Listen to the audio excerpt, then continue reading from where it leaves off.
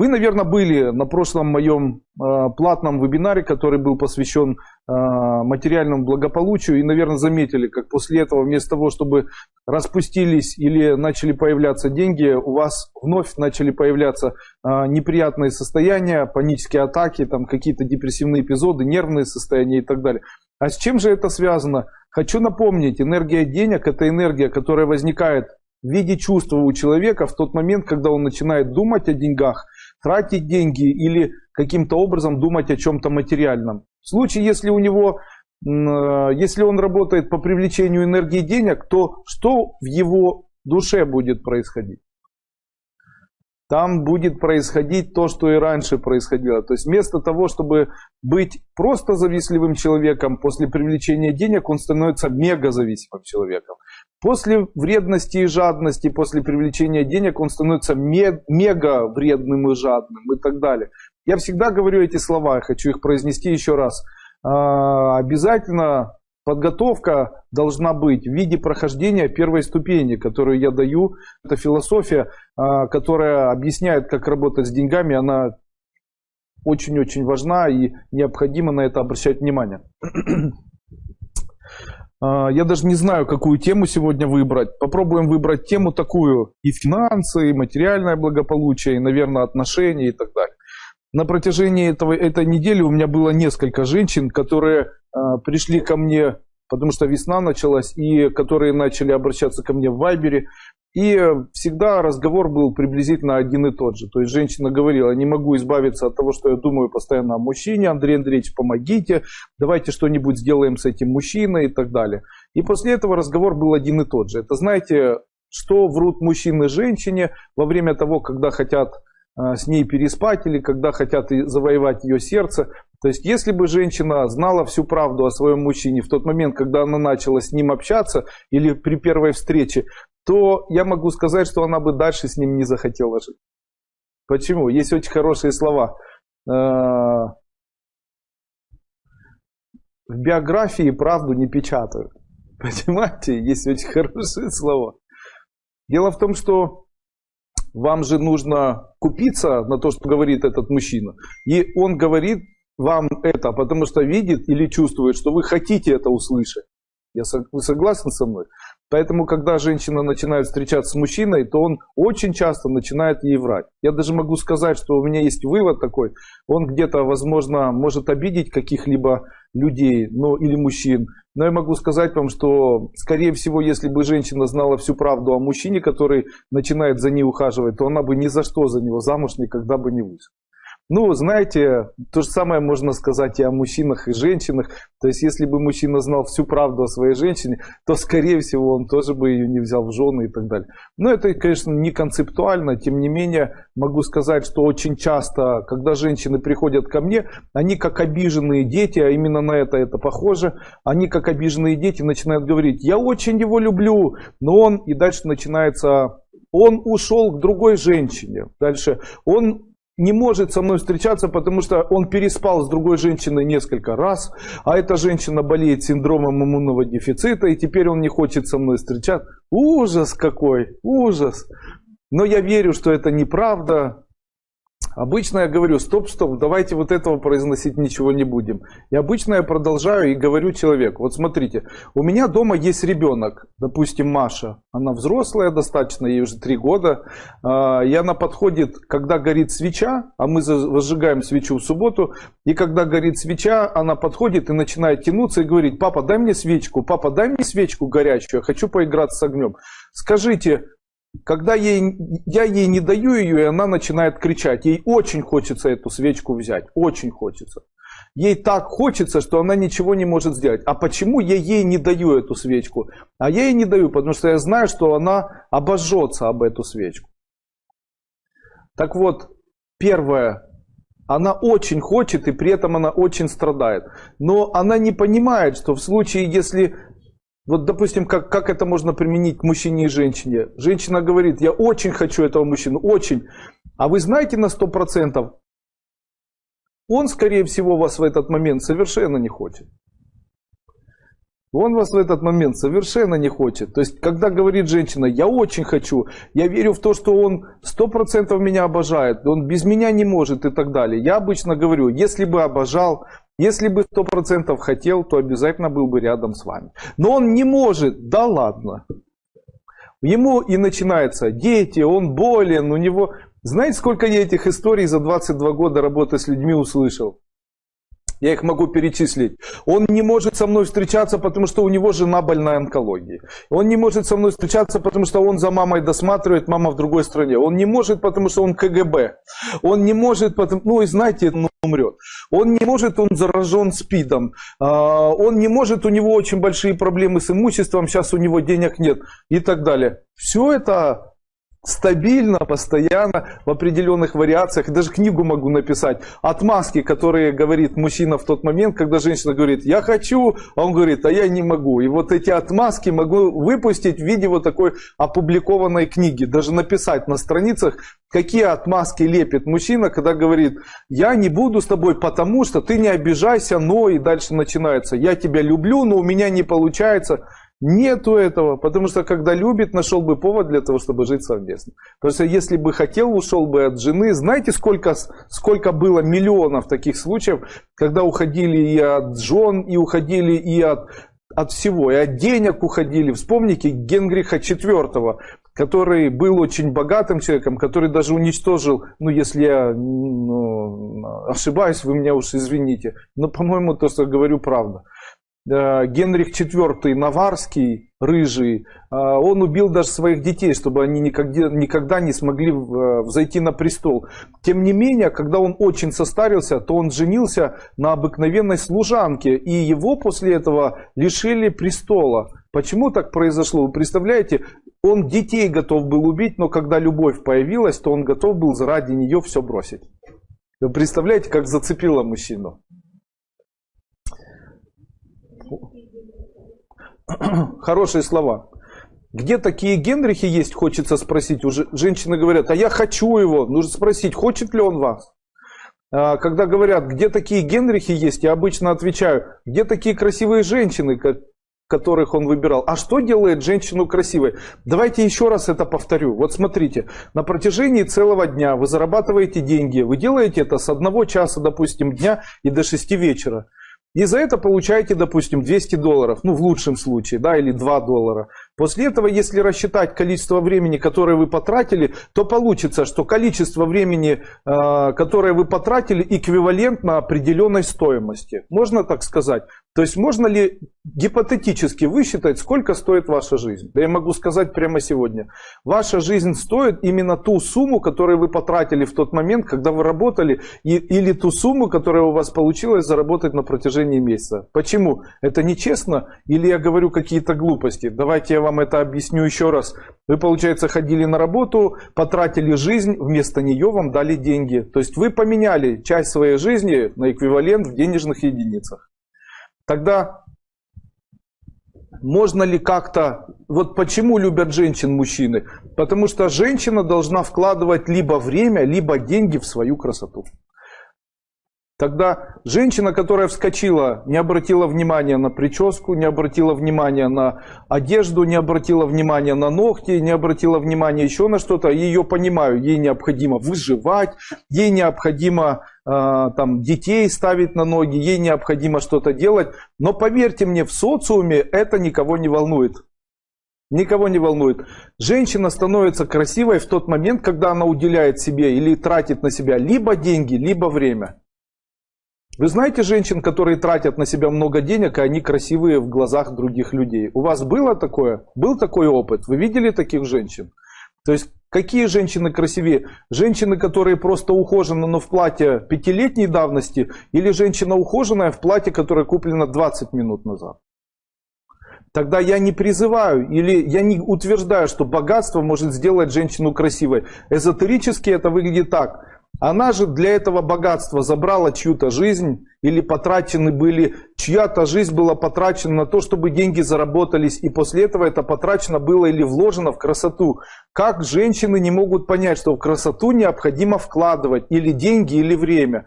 Когда говорю деньги, это понятно, а когда говорю время, Берете крем какой-нибудь, садитесь перед зеркалом и час себя натираете. Это ваша дань тому, что называется быть красивой. Вы представляете? Женщины, вкладываете в себя или время, или деньги. По-другому вы будете не с Генрихами, а с кем попало. Где Генрихов найти? Вкладывайте в себя время, вкладывайте в себя деньги, иначе Генрихов не будет. Когда женщина не вкладывает в себя деньги, то находится мужчина, который не хочет работать. Когда вы выскочили на улицу, не расчесались или не чесались, если взять старые, допустим, какие-то высказывания или старые какие-либо пословицы и поговорки, допустим, российские, то когда приходили за невестой, то обычно говорили: ваш товар, наш купец. Смотрите, как относились к женщине. К ней относились, как будто она хороший товар. А что значит быть хорошим товаром? А вы знаете, женщины, которые говорят, что я его люблю, мне ничего от него не нужно, совершают одну из самых ключевых и страшных ошибок в своей жизни. Она совершает ошибку, при которой мужчина воспринимает ее просто как человек, которым можно пользоваться. Вы считаете, что вы ничего не стоите, вы считаете, что самое важное это любовь, вы считаете, что любовь дарить это гораздо важнее, чем брать у него там финансовые какие-то там, считаете, что на первое место нужно поставить любовь, а не деньги, вы ошибаетесь. Такой мужчина, скорее всего, не захочет с вами в дальнейшем проживать совместную жизнь. Или если и захочет, то это очень редкий случай. Женщина должна заставлять мужчину, чтобы он вкладывал в нее деньги, чтобы он покупал ей вещи дорогие или недорогие, чтобы он обязательно тратил на нее деньги. В этом случае шансов сделать так, чтобы этот мужчина жил с ней, гораздо больше, чем у других женщин. Знаете, сколько у меня есть молодых девушек, знакомых, которые обижаются на меня, и у меня даже была такая переписка с одной из женщин. Она выращивает сама ребенка, она очень верит в любовь, она это пишет везде. И после этого я написал сообщение: а вы знаете, что вы замуж не выйдете? Она говорит: почему? Вы замуж не выйдете, потому что вы верите в любовь. Она говорит: я верю в любовь безвозмездную, даром и так далее. Я говорю: хорошо, это очень хорошо. Но как же вы заставите мужчину, чтобы он с вами находился постоянно? Ведь она говорит: так и есть, со мной живет несколько лет, потом живет с женой, потом приходит, потом снова уходит, но я его все равно искренне люблю. Скажите, это разве жизнь? Почему он от жены не уходит? Потому что жена заставляет платить деньги, потому что жена заставляет участвовать в семье, потому что жена заставляет его тратить на детей и на все остальное. А к ней он почему ходит? Он ее рассматривает просто как дополнительную возможность кого-нибудь или с кем-нибудь переспать, или кого-нибудь отыметь. Я извиняюсь за эти слова. Вы просто должны понять, если мир так устроен, не я его устроил. Потому что если бы я его устраивал, он был бы по-другому. Или он был бы совершенно иным. Не я этот мир устроил, и не я придумал валюту, и не я придумал деньги, и не я придумал работу, и не я придумал расчет.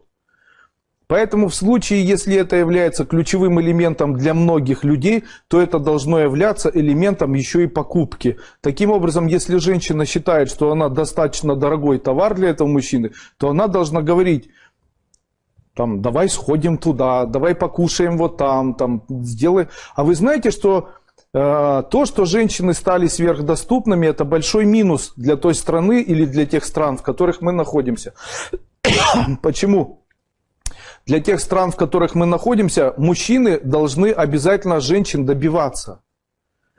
Когда мужчина не добивается женщину, то ему незачем стремиться. Почему? Мужчина сильный, вышел, у кого-нибудь телефон забрал. Мужчина сильный, ему легче предпринимать, у него забот никаких. Он может отучиться на сварщика, каждый день зарабатывать деньги. А женщина на сварщика может отучиться? Наверное, не особо.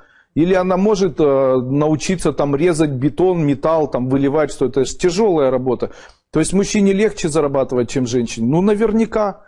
И после этого женщина становится доступной. Почему? Потому что влияние порнографии, влияние эротизма, влияние слов сексуальное, непонятного происхождения, они заставляют женщину или мужчину быть озабоченными. Вместо того, чтобы быть озабоченным своей семьей или созданием своей семьи, они становятся озабоченными. Они становятся вместо людей осеменителями, вы представляете? То есть для этого мужчины или для такого мужчины гораздо важнее с кем переспать, чем ради кого прожить. Так, вернемся все-таки к первой теме. Когда женщина говорит, я его хочу, она должна спросить у него, хочет ли он этого или нет. Вот если в этот момент он ее не хочет, а она говорит, нет, я знаю, он хочет, я знаю, что он обо мне страдает, он думает и так далее. Но если бы думал, если бы страдал, то, наверное, уже бы рядом был. Кто с этим не согласен? Тут стоит вопрос, Андрей Андреевич, да это все понятно, но как же сделать так, чтобы это отпустило, потому что это очень сильно мучает. Как же сделать, чтобы отпустило? Я хочу вам сказать, до того момента, пока женщина считает себя жертвой, что ее кинули, она дала, или она там вложила и так далее. Это все, когда она считает себя жертвой, ухудшает ее состояние. То есть она должна понимать, что для нее она не должна 100% быть жертвой. Что делает жертва? Жертва всем жалуется. Ты еще не знаешь, мой Гриша меня бросил. Ты еще не знаешь, мой Гриша, а я такая несчастная. Несчастная. То есть что должна делать женщина? Она должна забыть, что она жертва. Второе. Жертва сидит дома и плачет. Не жертва. Идет в спортзал, приседает, начинает работать, начинает ходить по магазинам, покупать вещи, заботиться о детях, писать книги, сочинять стихи, танцевать, отвлекаться. Согласны? Смотрите, жертва и не жертва. Разные люди. То есть, а скажите, вот еще одна концепция. Человек жертва, я, допустим, обидел Евгения, незаслуженно. И мы находимся в разных комнатах, но я знаю, что его обидел, знаю, что я не прав. Скажите, у меня появляется ощущение к нему заходить часто? Нет, почему? Потому что для того, чтобы прийти к нему, мне нужно извиняться. Вы, наверное, были на прошлом моем платном вебинаре, который был посвящен материальному благополучию, и, наверное, заметили, как после этого вместо того, чтобы распустились или начали появляться деньги, у вас вновь начали появляться неприятные состояния, панические атаки, там какие-то депрессивные эпизоды, нервные состояния и так далее. А с чем же это связано? Хочу напомнить, энергия денег – это энергия, которая возникает в виде чувства у человека в тот момент, когда он начинает думать о деньгах, тратить деньги или каким-то образом думать о чем-то материальном. В случае, если он работает по привлечению энергии денег, то что в его душе будет происходить? Там будет происходить то, что и раньше происходило. То есть вместо того, чтобы быть просто завистливым человеком, после привлечения денег он становится мега зависимым человеком. После вредности и жадности, после привлечения денег он становится мега вредным и жадным и так далее. Я всегда говорю эти слова, я хочу их произнести еще раз. Обязательно подготовка должна быть в виде прохождения первой ступени, которую я даю. Это философия, которая объясняет, как работать с деньгами. Она очень-очень важна и необходимо на это обращать внимание. Я даже не знаю, какую тему сегодня выбрать. Попробуем выбрать тему такую: и финансы, и материальное благополучие, и, наверное, отношения и так далее. На протяжении этой недели у меня было несколько женщин, которые пришли ко мне, потому что весна началась, и которые начали обращаться ко мне в Вайбере. И всегда разговор был приблизительно один и тот же. То есть женщина говорила: не могу избавиться от того, что я думаю постоянно о мужчине, Андрей Андреевич, помогите, давайте что-нибудь сделаем с этим мужчиной и так далее.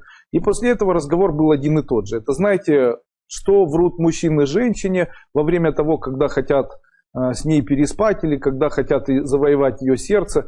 То есть, если бы женщина знала всю правду о своем мужчине в тот момент, когда она начала с ним общаться или при первой встрече, то я могу сказать, что она бы дальше с ним не захотела жить. Почему? Есть очень хорошие слова. В биографии правду не печатают. Понимаете? Есть очень хорошие слова. Дело в том, что вам же нужно купиться на то, что говорит этот мужчина. И он говорит вам это, потому что видит или чувствует, что вы хотите это услышать. Вы согласны со мной? Поэтому, когда женщина начинает встречаться с мужчиной, то он очень часто начинает ей врать. Я даже могу сказать, что у меня есть вывод такой. Он где-то, возможно, может обидеть каких-либо людей, или мужчин. Но я могу сказать вам, что, скорее всего, если бы женщина знала всю правду о мужчине, который начинает за ней ухаживать, то она бы ни за что за него замуж никогда бы не вышла. Ну, знаете, то же самое можно сказать и о мужчинах, и женщинах. То есть, если бы мужчина знал всю правду о своей женщине, то, скорее всего, он тоже бы ее не взял в жены и так далее. Но это, конечно, не концептуально. Тем не менее, могу сказать, что очень часто, когда женщины приходят ко мне, они как обиженные дети, а именно на это похоже, они как обиженные дети начинают говорить: я очень его люблю, но он, и дальше начинается, он ушел к другой женщине. Дальше, он не может со мной встречаться, потому что он переспал с другой женщиной несколько раз, а эта женщина болеет синдромом иммунного дефицита, и теперь он не хочет со мной встречаться. Ужас какой, ужас. Но я верю, что это неправда.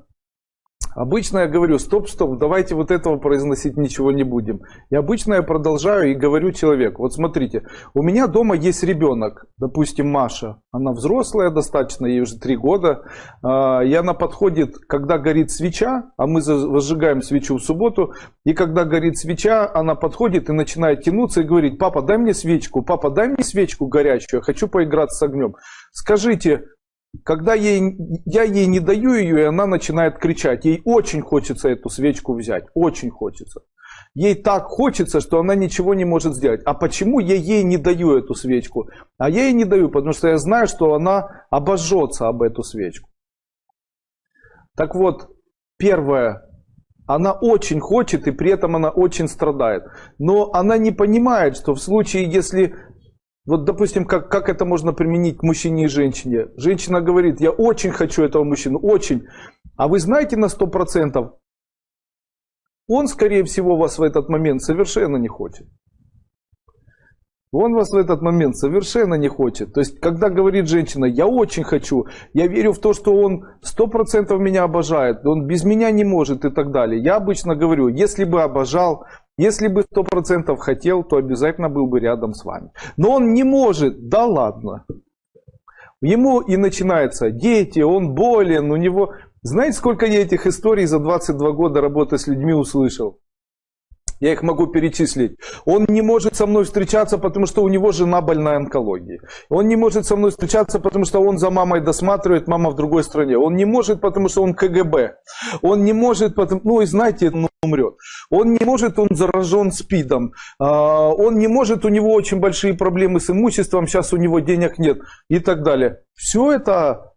стабильно, постоянно, в определенных вариациях. Даже книгу могу написать. Отмазки, которые говорит мужчина в тот момент, когда женщина говорит: я хочу, а он говорит: а я не могу. И вот эти отмазки могу выпустить в виде вот такой опубликованной книги. Даже написать на страницах, какие отмазки лепит мужчина, когда говорит: я не буду с тобой, потому что ты не обижайся, но... И дальше начинается: я тебя люблю, но у меня не получается. Нету этого, потому что когда любит, нашел бы повод для того, чтобы жить совместно. Потому что если бы хотел, ушел бы от жены. Знаете, сколько было миллионов таких случаев, когда уходили и от жен, и уходили и от всего, и от денег уходили. Вспомните Генриха IV, который был очень богатым человеком, который даже уничтожил, ну если я ошибаюсь, вы меня уж извините, но по-моему то, что говорю, правда. Генрих IV Наварский, рыжий, он убил даже своих детей, чтобы они никогда не смогли взойти на престол. Тем не менее, когда он очень состарился, то он женился на обыкновенной служанке, и его после этого лишили престола. Почему так произошло? Вы представляете, он детей готов был убить, но когда любовь появилась, то он готов был ради нее все бросить. Вы представляете, как зацепило мужчину? Хорошие слова. Где такие Генрихи есть, хочется спросить. Уже женщины говорят: а я хочу его. Нужно спросить, хочет ли он вас. Когда говорят: где такие Генрихи есть, я обычно отвечаю: где такие красивые женщины, которых он выбирал. А что делает женщину красивой? Давайте еще раз это повторю. Вот смотрите, на протяжении целого дня вы зарабатываете деньги. Вы делаете это с 1 часа, допустим, дня и до 6 вечера. И за это получаете, допустим, $200, ну в лучшем случае, да, или $2. После этого, если рассчитать количество времени, которое вы потратили, то получится, что количество времени, которое вы потратили, эквивалентно определенной стоимости. Можно так сказать? То есть можно ли гипотетически высчитать, сколько стоит ваша жизнь? Да я могу сказать прямо сегодня. Ваша жизнь стоит именно ту сумму, которую вы потратили в тот момент, когда вы работали, или ту сумму, которая у вас получилось заработать на протяжении месяца. Почему? Это нечестно? Или я говорю какие-то глупости? Давайте я вам это объясню еще раз. Вы, получается, ходили на работу, потратили жизнь, вместо нее вам дали деньги. То есть вы поменяли часть своей жизни на эквивалент в денежных единицах. Тогда можно ли как-то... Вот почему любят женщин мужчины? Потому что женщина должна вкладывать либо время, либо деньги в свою красоту. Тогда женщина, которая вскочила, не обратила внимания на прическу, не обратила внимания на одежду, не обратила внимания на ногти, не обратила внимания еще на что-то, ее понимаю, ей необходимо выживать, ей необходимо там, детей ставить на ноги, ей необходимо что-то делать. Но поверьте мне, в социуме это никого не волнует. Никого не волнует. Женщина становится красивой в тот момент, когда она уделяет себе или тратит на себя либо деньги, либо время.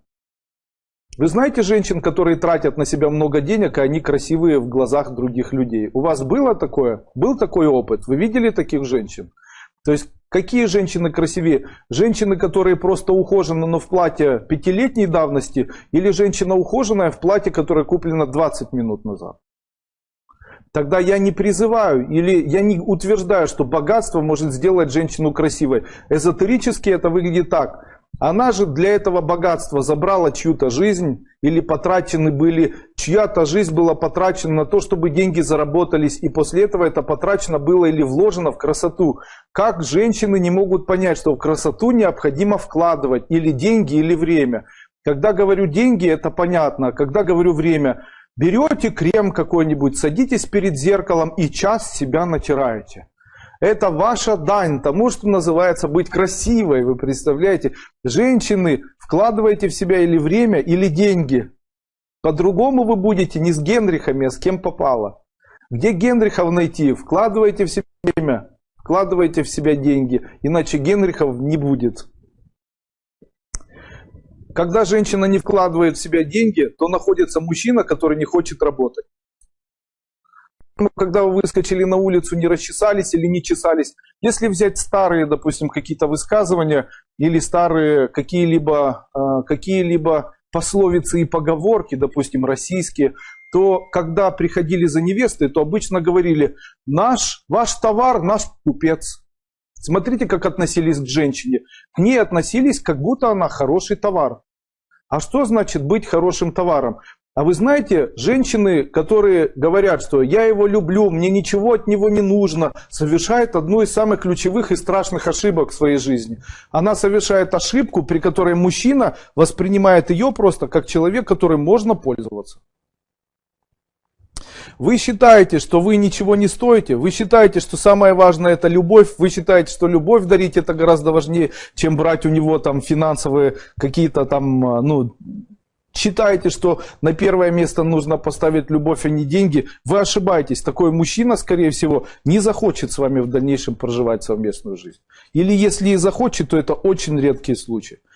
Женщина должна заставлять мужчину, чтобы он вкладывал в нее деньги, чтобы он покупал ей вещи дорогие или недорогие, чтобы он обязательно тратил на нее деньги. В этом случае шансов сделать так, чтобы этот мужчина жил с ней, гораздо больше, чем у других женщин.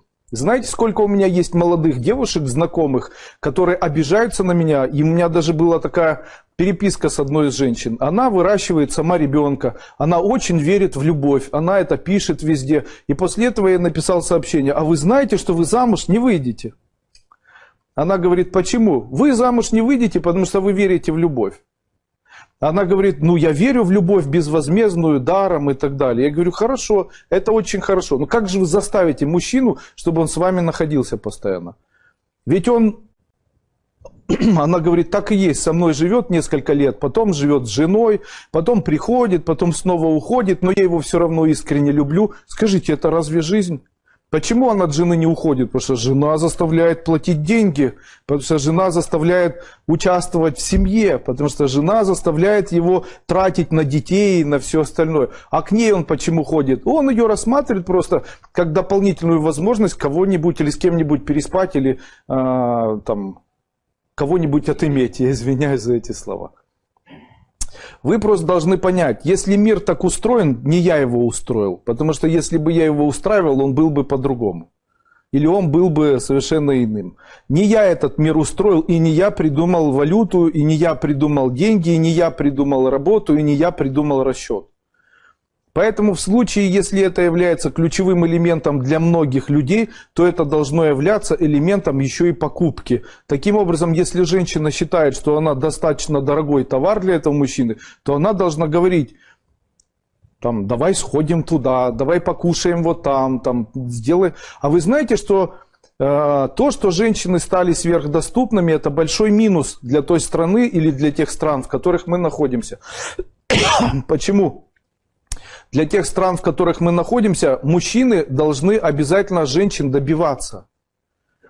Когда мужчина не добивается женщину, то ему незачем стремиться. Почему? Мужчина сильный, вышел, у кого-нибудь телефон забрал. Мужчина сильный, ему легче предпринимать, у него забот никаких. Он может отучиться на сварщика, каждый день зарабатывать деньги. А женщина на сварщика может отучиться? Наверное, не особо. Или она может научиться там резать бетон, металл, там выливать что-то. Это же тяжелая работа. То есть мужчине легче зарабатывать, чем женщине? Ну, наверняка. И после этого женщина становится доступной. Почему? Потому что влияние порнографии, влияние эротизма, влияние слов сексуальное, непонятного происхождения, они заставляют женщину или мужчину быть озабоченными. Вместо того, чтобы быть озабоченным своей семьей или созданием своей семьи, они становятся озабоченными. Они становятся вместо людей осеменителями, вы представляете? То есть для этого мужчины или для такого мужчины гораздо важнее с кем переспать, чем ради кого прожить. Так, вернемся все-таки к первой теме. Когда женщина говорит, я его хочу, она должна спросить у него, хочет ли он этого или нет. Вот если в этот момент он ее не хочет, а она говорит, нет, я знаю, он хочет, я знаю, что он обо мне страдает, он думает и так далее.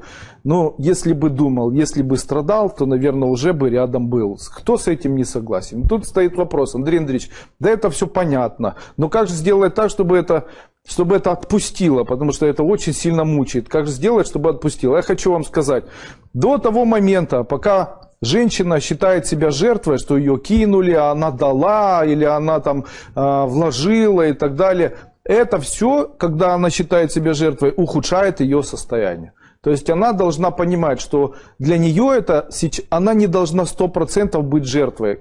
Что делает жертва? Жертва всем жалуется. Ты еще не знаешь, мой Гриша меня бросил. Ты еще не знаешь, мой Гриша, а я такая несчастная. Несчастная. То есть что должна делать женщина? Она должна забыть, что она жертва. Второе. Жертва сидит дома и плачет. Не жертва. Идет в спортзал, приседает, начинает работать, начинает ходить по магазинам, покупать вещи, заботиться о детях, писать книги, сочинять стихи, танцевать, отвлекаться. Согласны? Смотрите, жертва и не жертва. Разные люди. То есть, а скажите, вот еще одна концепция. Человек жертва, я, допустим, обидел Евгения, незаслуженно. И мы находимся в разных комнатах, но я знаю, что его обидел, знаю, что я не прав. Скажите, у меня появляется ощущение к нему заходить часто? Нет, почему? Потому что для того, чтобы прийти к нему, мне нужно извиняться перед ним. То есть до того момента, пока женщина считает себя жертвой, до этого момента он к ней приходить не сможет, не захочет и не будет этого делать. Почему? Чтобы к ней прийти, он должен извиниться, попросить с увеличением этой жертвенности. То есть вот видишь, я из-за тебя зуб потеряла, я из-за тебя грязная. Будешь извиняться или нет? Он говорит, ты что, все это из-за меня? Да, ужас какой, что же с этим делать теперь? Какой же я негодяй? Вот видишь, какой ты негодяй, сволочь ты, паскудина, самой последней масти. А теперь я сама с тобой жить не хочу. Почему? Потому что я с паскудными людьми не живу. А еще хочу вам сказать, когда женщина и мужчина начинают встречаться, то самый простой элемент, который разрушает отношения, это вульгарность и ругательство.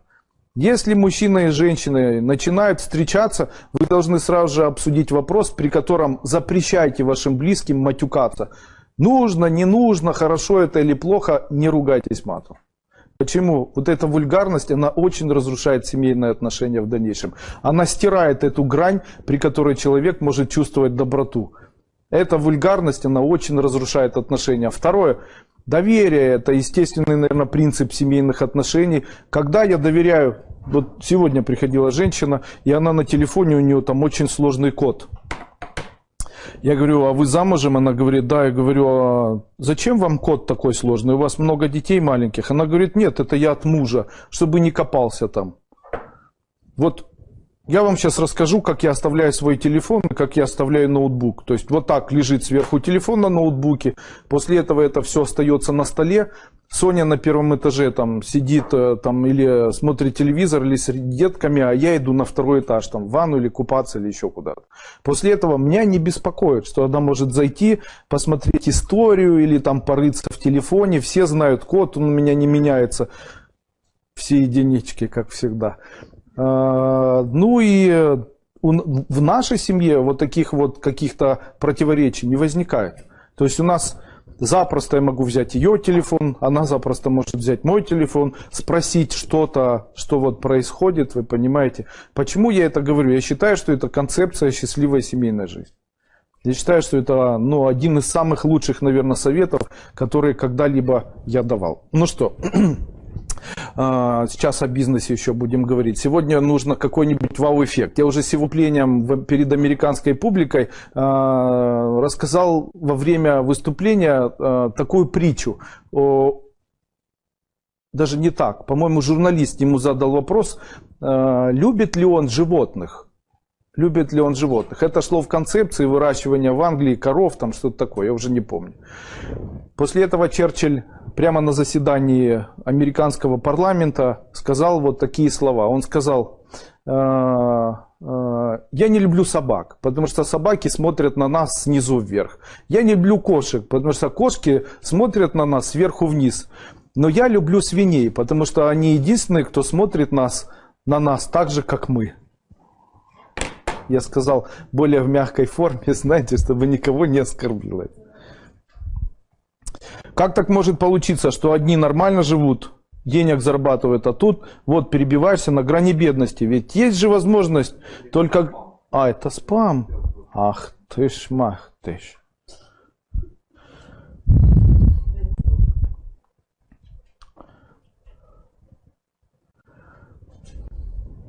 Я могу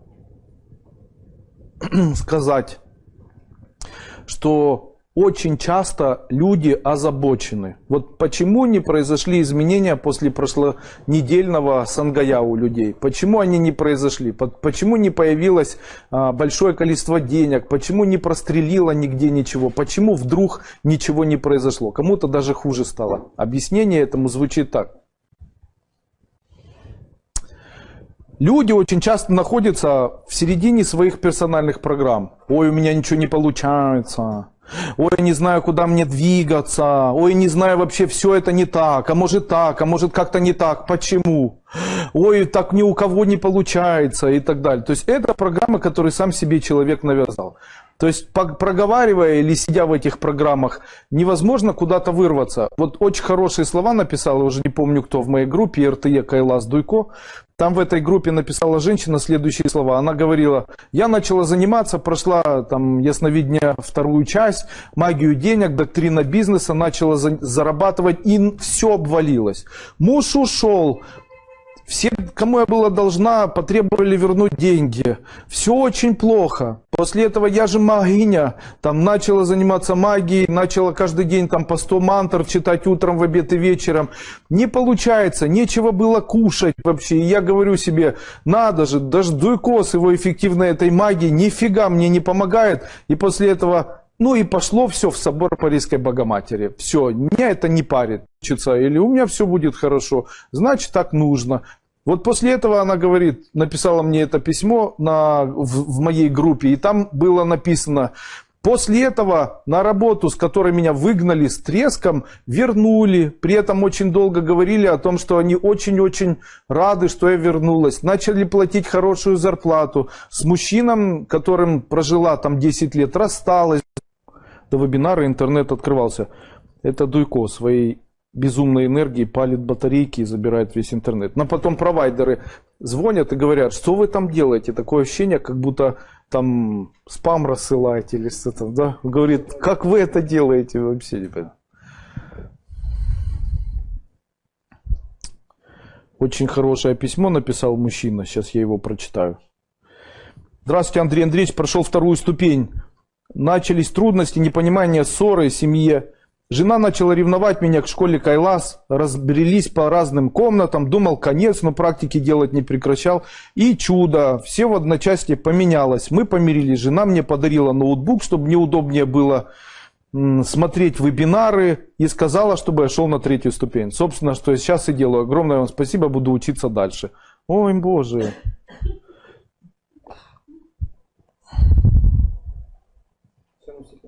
В сети, да. Женщина написала, Андрей Андреевич, я после вебинара заработала $1000 в интернете, но тут же заняла эти деньги кому-либо. Смотрите, если вы зарабатываете деньги, они вам не нужны, и вы их отдаете, то тогда вы их зарабатывать не будете, потому что для того, чтобы зарабатывать, необходимо тратить эти деньги на себя или на семью.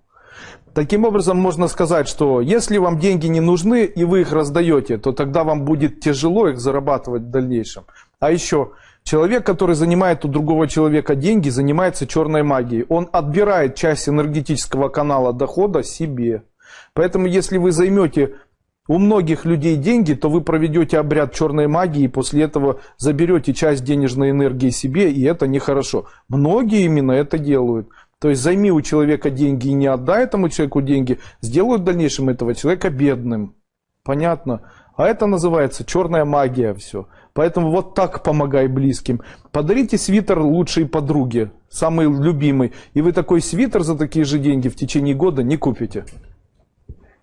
Подарите серьги, которые вам не нужны. В течение лучшей подруги, в течение года или в течение нескольких лет такой свитер себе не купите.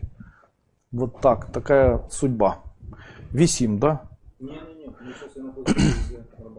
Добрый вечер, Андрей Андреевич. Сангая работает. Сегодня проходила медкомиссию на водительское удостоверение. Зрение улучшилось. По партнерке пришли деньги. Поступил заказ от клиентки. Настроение просто супер. Ура, товарищи. Можно еще попробовать в настройках уменьшить качество видео. Итак.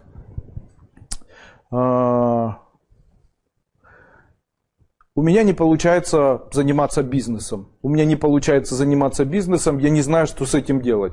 Андрей Андреевич, скажите что-нибудь такое, чтобы джук-пук и сразу же начинало получаться. Хорошо, я согласен.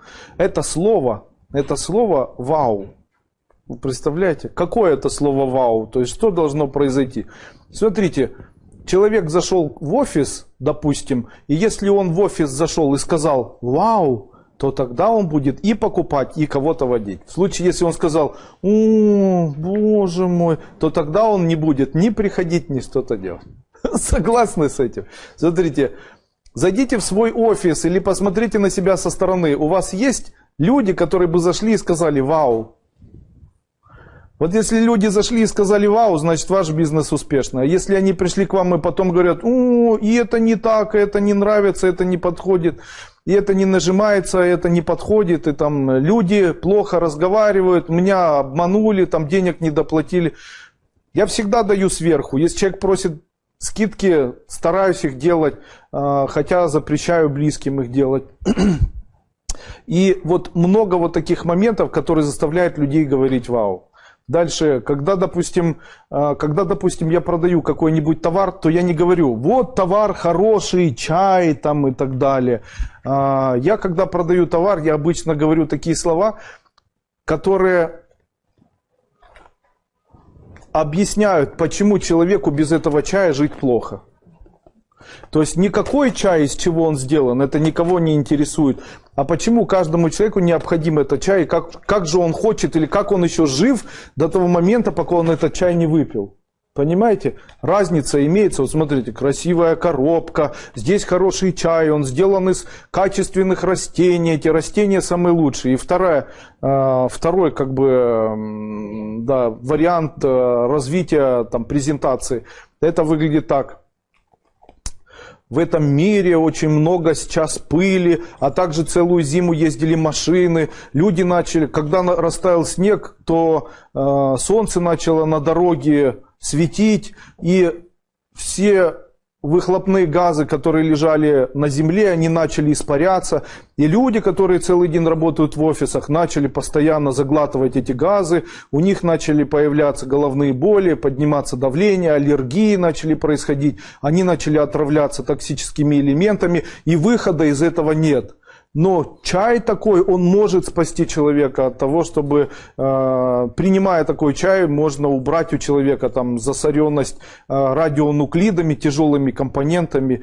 Это должно стоять у каждого на столе. Скажите, разница есть? В одном случае, говорю, здесь трава, она самая лучшая. А в другом случае я вообще о травах ничего не говорил, а говорил о том, как человеку это необходимо. Вы понимаете, в чем фишка, наверное, продажи? Вот разница имеется. Скажите, это интересно? А еще, вы когда-нибудь слышали слово маркетинг? Маркетинг. Так вот, когда люди начинают заниматься бизнесом, они должны знать, что в маркетинге сейчас существуют другие совершенно концепции. Итак, первые концепции маркетинга, они заключаются вот в чем. Если в вашем бизнесе есть эмоция, особенно эмоция хорошая, вау, вот это да, круто, красиво, интересно, необычно, тогда ваш бизнес будет процветать. Если у вас работает работник, который просто отпустил в кулек и после этого там нахамил, то после этого к вам, скорее всего, обратно не приедут. Представляете? На этом можете заканчивать. Если вы долго считали сдачу человеку, долго отвечали на телефон, хамили в случае, если человек приезжал к вам там зачем-то, он там должен был находиться, ждать и так далее, то второй раз этот человек к вам обращаться уже не захочет. Почему? Вау-эффект. Он либо на 100% заставляет человека покупать, либо на 100% от вас человека убирает. Конечно же, женщина обратилась, у меня магазин не торгует. Я говорю, когда ты смотришь на магазин, у тебя есть вау? Она говорит, нету. А когда заходишь, смотришь на девочек, которые там, у тебя есть ощущение такое, ты, ух ты ж, какие молодцы, нету. А когда одежду ты свою видишь, у тебя есть ощущение, будто, ух ты ж, как красиво. Она говорит, нету. Я ей говорю, закрывай. Почему? Ты тонешь, все, здесь нечего даже ковырять. Ты тонешь, на самом деле ты тонешь. Тогда что не хватает человеку? Человеку не хватает возможности управлять этими людьми. А что такое заниматься бизнесом? Или кто такой настоящий руководитель? Давайте еще раз повторю то, что я рассказывал в семинаре, который называется «Доктрина бизнеса». Я говорил, настоящий руководитель – это тот человек, который ставит задачи своим подчиненным и контролирует их выполнение. Вы занимаетесь бизнесом, ставите вы задачи или нет? Если вы их не ставите, значит вы бизнесом не умеете заниматься. Должен ли бизнесмен сам трудиться? Не обязательно. Сам он трудится не для тех, кто работает рядом, а просто из-за того, что он хочет или не хочет этим заниматься. Ему хочется или нет. А единственная задача, это вот ежедневник или еженедельник, в котором пишутся задачи для других людей, после этого контролируется их выполнение. Хочу поделиться своими впечатлениями от СНГ-3. В работе началась жара, как-то все закрутилось, у меня страх куда-то улетучился, звонки нужно делать, люди сами начали звонить. Даже несколько было случаев, что подумаешь, что человек не заплатил. И тут СМС от банка приходит в том, что человек заплатил. Клиент не дал ответа. Я работаю в сфере рекламы, выпускаю рекламный каталог. Как он тут же сам пришел, звонит. Просто даже появилась какая-то уверенность. Что будет самым лучшим образом? Был день, когда немного нервничала, тогда особо ничего не происходило. Вот эти слова нужно подчеркнуть. В спокойном состоянии опять все завертелось. Про эзотерику могу сказать, что это как попутный ветер тебе в спину. Куда идешь и туда дует. Поэтому нужно верить и действовать. Даже по алиментам сегодня позвонили, что уже начнут выплачивать. Вы представляете? Даже алименты начнут выплачивать. С чем это все связано? Это связано с тем, что человек отцепился от своих программ. То есть самое страшное для человека – это его переживание. Горе от ума. Переживаете – будете неуспешным. Переживаете – знайте, это случится. Переживаете, что у вас будет проверка – ждите. Переживаете, что будет безденежье – ждите. Это, знаете, Бог то существо, которое смотрит на человека, и человек говорит: я одинок, вокруг одни идиоты, Бог говорит: ваше желание, чтобы вокруг были одни идиоты, выполнено, пожалуйста, теперь вокруг вас одни идиоты. То есть вы теперь не одиноки, вокруг вас есть идиоты. Понимаете?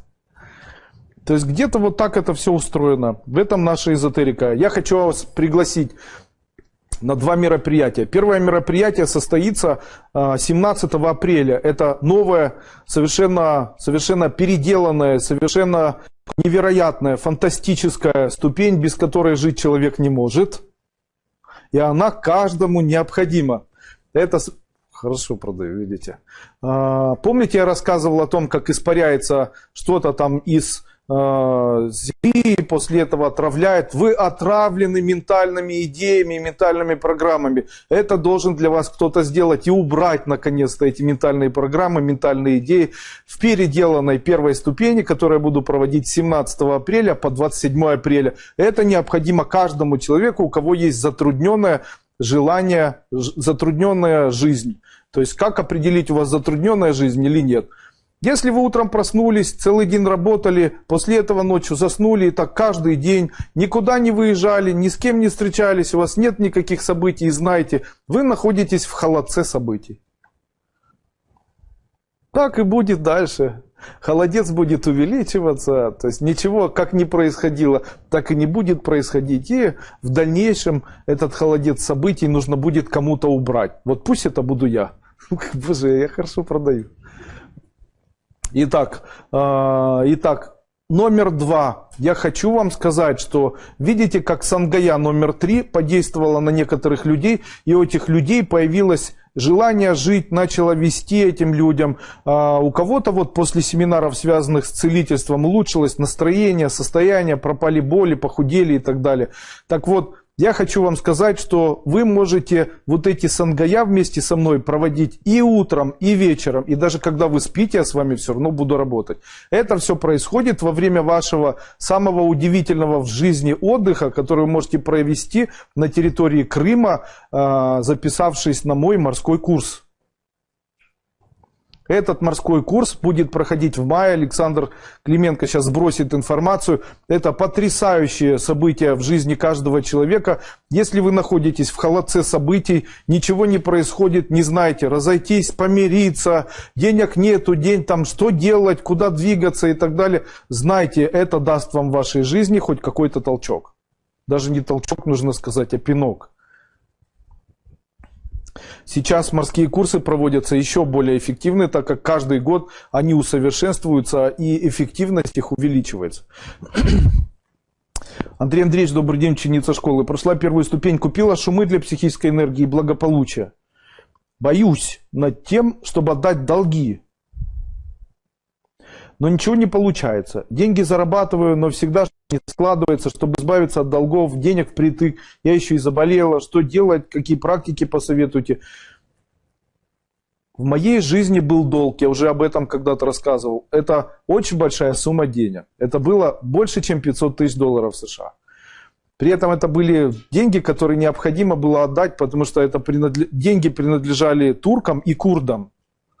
Люди очень агрессивные, туда еще взялись посредники участвовать в этом, потому что турки не знали, как забрать на Украине. К этому всему приклеились еще армяне, которые знали, как забрать. И получается, долг разделился, нужно было 30% из этого отдать армянам, которые ставить начали счетчик. Потом нужно было еще что-то, и здесь произошло воровство, болезни, неприятности и так далее. Но деньги я умудрился заработать, несмотря на то, что очень плохо было. Каким образом? На протяжении недели я спал в офисе, в который я перевез все оборудование, которое было в моих магазинах. То есть навалили это оборудование на 4-м этаже, на стульчиках я лег, потому что там все опечатано, туда я не могу приехать, денег пополнить телефон нет, еще и очень плохое здоровье. После этого было лето, очень жаркая погода, денег не было на то, чтобы даже поесть. И я спал на этих стульях и думал, что, скорее всего, мне пришел конец. Вот тогда у меня была возможность выбора. То есть я мог выбрать и умереть, или выбрать и жить дальше. Я начинал думать для себя и начинал решать, то есть, что я в жизни вообще хочу. То есть я хочу дальше или я хочу уже на этом закончить. То есть у меня появилось такое желание, я сам себе сказал, если у одних это получалось, у тебя получится. Если у тебя это уже получалось, значит еще раз получится. Если у тебя есть еще впереди целая куча времени, разве за эти годы у тебя не получится поотдавать? После этого мне было очень страшно общаться с этими людьми. Я набрал этих людей и говорю, не переживайте, я вам обещаю, что как только я начну деньги зарабатывать, я вам их начну отдавать. Человек сразу же начал хамить. Я говорю, если вы мне будете хамить, то у нас консенсуса не получится. Как вы не можете понять? Вы меня запугиваете, а я боюсь. А когда я боюсь, я прячусь. А когда я прячусь, это мне мешает зарабатывать деньги. Давайте, вы меня не пугаете, я не боюсь, и мы все вместе в прибыли. Да, все вместе в прибыли. После этого очень быстро я заработал $100 за первую неделю. Сейчас, наверное, не нужно говорить, каким образом. Все-таки там были выплаты других людей, там кто-то мне должен был. Люди начали выплачивать, кто-то дал $100. Я взял $100. Приехал к тем людям, которым я должен был вот эти огромные деньги. Зашел к этому человеку, я прямо сейчас эту картинку вижу. Вот он сидит, как раз праздник был, он смотрел там по телевизору какое-то событие, турок, с бутылкой виски, это суббота была, и мне говорит... Обалдеть, говорит, мы тебя везде ищем, убить хотим, а ты сам приперся. Я говорю, конечно, подхожу к нему, достаю $100, вот так ему на стол ложу и говорю, это начало отдачи долга. Видишь, я же не убегаю, тебе деньги отдаю. Но ты должен войти в мою ситуацию. Мне неплохо, я деньги тебе поотдаю, но я бы хотел тебя попросить, дай мне возможность посидеть у тебя в офисе. Потому что так возможности заработка будут улучшаться. Я не убегаю, я хочу, чтобы ты меня каждый день видел. Я не хочу, чтобы ты меня заклевывал. Я тебе не говорю о своих трудностях. Ты мне не говоришь о своих трудностях. Давай будем просто находить общий какой-то консенсус. После этого я могу сказать, что на протяжении 1 года, даже меньше, 8 месяцев, деньги были отданы. Можно ли сказать, что это могло измениться в другую сторону? Безусловно. Почему? В тот момент, когда человек теряет веру, и в тот момент, когда он убегает, а у меня как было, потому что сразу испугался, и было это приблизительно так. У меня нет денег, они меня убьют, там что-то со мной произойдет и так далее. Нужно выключать телефон, куда-то убегать, куда убегать и так далее. Там деньги появились и срочные были траты, потому что $100 появилось, а везде дыры, и $100 нужно там, и сразу же находилось там, это нужно там для зубов, здесь кеды порвали, здесь шапку нужно купить, здесь волосы постричь и так далее. Для того, чтобы отдавать деньги, нужно начать их отдавать, даже если придется голодать. Других методов никаких. Это, знаете, большая плотина, в ней маленькая дырочка. Вот если вы иголочкой тыкаете все время в плотину, то, скорее всего, пробьете этой иголочкой дырочку. Сначала будет струиться, а потом прорвет и все вытечет. Вот так и человек, который начинает отдавать, он начинает отдавать обычно с самой маленькой суммы. Самой. А еще убеждайте тех людей, которым вы должны, что вы будете отдавать столько, сколько у вас имеется. И вы будете стараться при этом. Не старайтесь отдавать всю сумму, которую вы брали. Понятно. В нашей стране это самое печальное, что может быть, занимать кому-то деньги и потом их забирать у этого человека. Потому что обычная база наша, юридическая и так далее, она не подстраховывает человека и не дает возможности авантюристам сесть и так далее. У меня есть женщина, которая заняла своей лучшей подругой. Я вам сейчас эту историю расскажу. Подругу мою зовут Лариса. Она своей самой лучшей подруге, у которой крестила детей, которой помогала с которой совместно проработали больше 40 лет в одном государственном учреждении. Вместе там женились с мужьями, мужья оба иностранцы, детей вместе крестили, это болело, это к ней ходило, это болело, это ходило. Вот всю жизнь они были вместе, фотографии у них были везде совместные, вот как родные сестры, они даже похожи. После этого в один день эта подруга пришла и говорит: Лариса, займи мне 300 тысяч долларов, а если есть больше? Она говорит, у меня есть сбережения, вот за всю жизнь сбережены, там 360 тысяч долларов. Я тебе займу без процентов, без ничего. После этого она ей деньги занимает. Она ей сказала там, на 10 дней, на 1 месяц. Проходит 3 месяца, она ее набирает. Та ей говорит, хорошо, я готова с тобой встретиться. Они встречаются, вот так садятся друг напротив друга. И эта Лариса говорит, куда ты пропала, как дела? Она говорит, ты, наверное, хочешь, чтобы я тебе деньги отдала? Она говорит, да, я хочу, чтобы ты деньги отдала. Так вот, я тебе не отдам эти деньги, я тебе киданула. Она говорит, но есть же расписка. Она говорит, подумай сама, с этой распиской ты пойдешь в судебный орган, и после этого прокурор попросит там, и после этого прокурор возобновит, не возобновит, а заведет там дело производства. После этого судья захочет меня посадить. Что мне нужно сделать? Это все будет там не больше там 7 или 8 тысяч, вернее, это все будет там лишение свободы там на 6-7 лет. Я сделаю так. Я следователю, который напишет заявление, дам 3000 долларов, судье дам 10 тысяч долларов и прокурору дам еще 10 тысяч долларов. Это все вместе потянет 30 тысяч долларов, а ты мне дала 360 тысяч долларов. Тогда скажи, для меня это проект? Она говорит, проект. Она говорит, не морочь себя, я тебе деньги не отдам. А еще говорит, а зять мой бандит и вор. В законе. Поэтому, если ты наймешь кого-нибудь, то тогда будешь разговаривать напрямую не со мной, а с ним. Вот так. И после этого женщина, которая несколько месяцев назад потеряла родного сына, который умер, там неприятности у дочки, неприятности с бизнесом, неприятности с родней, неприятности там по всем фронтам, еще и отдала все свои деньги. Скажите, супер? Супер? Попала, да. Так я о чем говорю? Если человек говорит, я буду верить кому-либо, друзья мои, отдавая деньги, знайте, ничего не мешает их у вас просто тупо отобрать. Поэтому нужно ли мне участвовать в страховых компаниях? Я при чем? Дальше, нужно ли участвовать в биткоинах, допустим? Вы отдали, да, ну и молодцы. Или там в каких-нибудь системах, которые там накапливают деньги и так далее. А ну-ка напишите, кто не заработал. Серьезно, напишите сейчас, в каких компаниях вы не заработали. А ведь они же обещали. А ведь обещали же по-сильному, то есть обещали, что это никогда не прекратится. И там были, вот как я вначале говорил, как мужчины рассказывают, лишь бы женщина с ними переспала, знаете. И вот там начиналось точно так же. И там, давайте вкладывайте, мы уже на Кипре купили там и начиналось. Я знаю эти все истории. И за 20 лет работы с людьми этих историй выслушал сотни, тысячи просто. Я знаю, как директор банка снимал деньги со своей кассы и после этого ехал, вкладывал в МММ, вы представляете. И после этого это было дело на грани государственной важности. Его СБУ арестовало, увезли на 15 лет, посадили. Почему? Все деньги отдал из банка, которые были вообще. Вы представляете, а что хотел сделать? 3 раза заработал, на 4-й посадили. И там вот такие были ситуации, я вам говорю, их страшно даже вспоминать. Естественно, люди на это попадаются. Почему? Люди попадаются, потому что люди считают, что доверие это плохое, доверие это хорошая черта. Нет, друзья мои, если можно нас так назвать, доверие это является чертой плохой. Человек не должен верить. Кому человек может доверять? Жене больше может доверять, чем даже себе.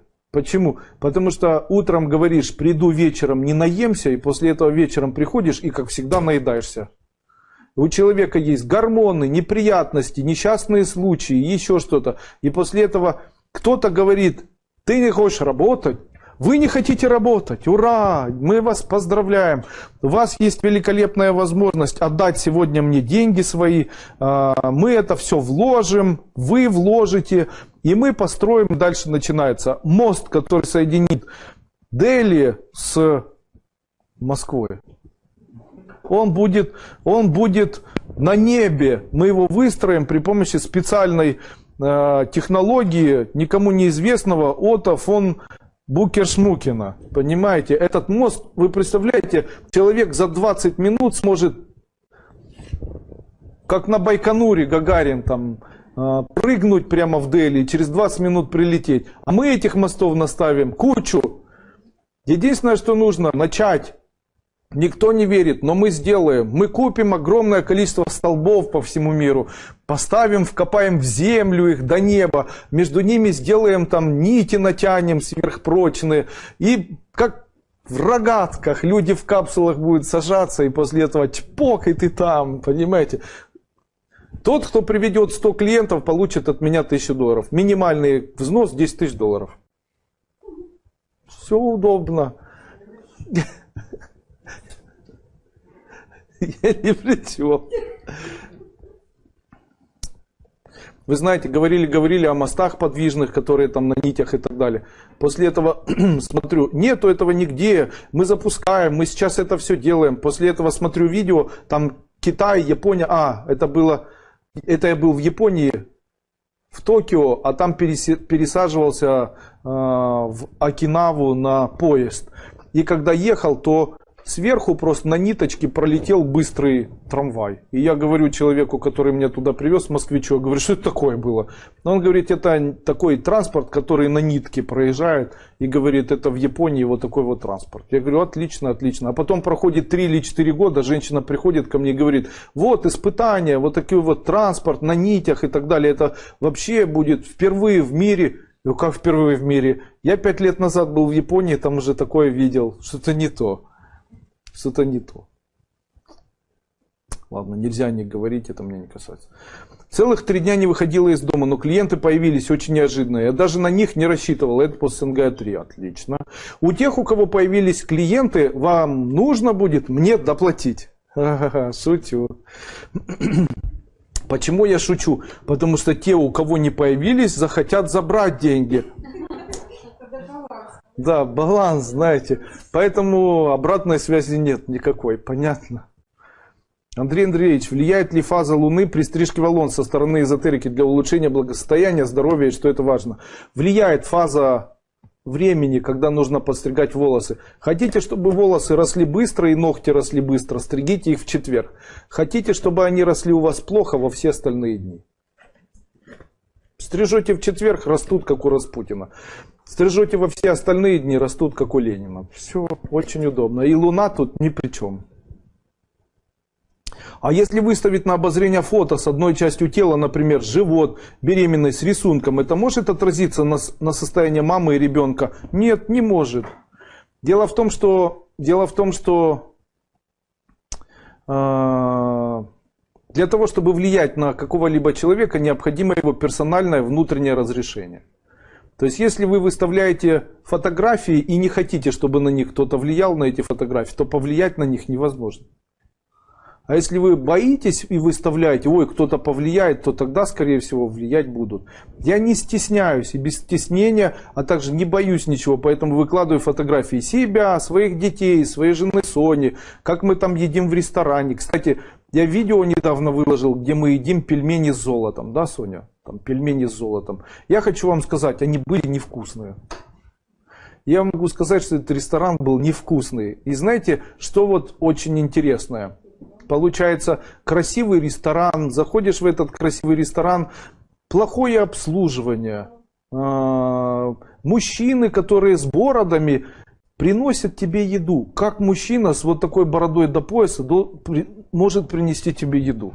Мне до сих пор это непонятно. Еще и рыжего цвета. Знаете, я когда это увидел, говорю, о боже, у вас тут есть женщины? Нет, женщины только администраторы. А все официанты только мужчины. А что они бородатые? Что не могут подстричься, что ли? Почему у него такие грязные, такие обкусанные ногти, такие грязные волосы на голове? Почему вот так вот все убого? Ведь ты принес пельмени с золотом за сумасшедшую сумму денег.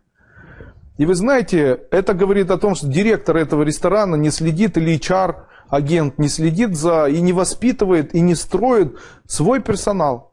Получается, туда такого руководителя, как моя жена, она бы быстро всех заставила и зубы почистить, и постричься. Сама бы всех подстригла там. Да, Соня? За полдня, наверное. Почему так происходит?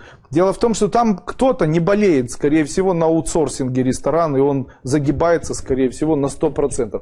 Люди туда приходят, потому что вау-эффект есть. Потому что принесли невкусные булочки с золотом, невкусные пельмени с золотом, невкусный суп с золотом, то есть фольгой. Но я на это золото, знаете, Оно невкусное, вау, один раз произошло, а второй раз я не хочу, потому что после этого живот перестал работать, знаете. Сколько вошло, поделилось на мелкие части, смешалось с жидкостью и быстро вышло, знаете. И после этого, ну, знаете, уже...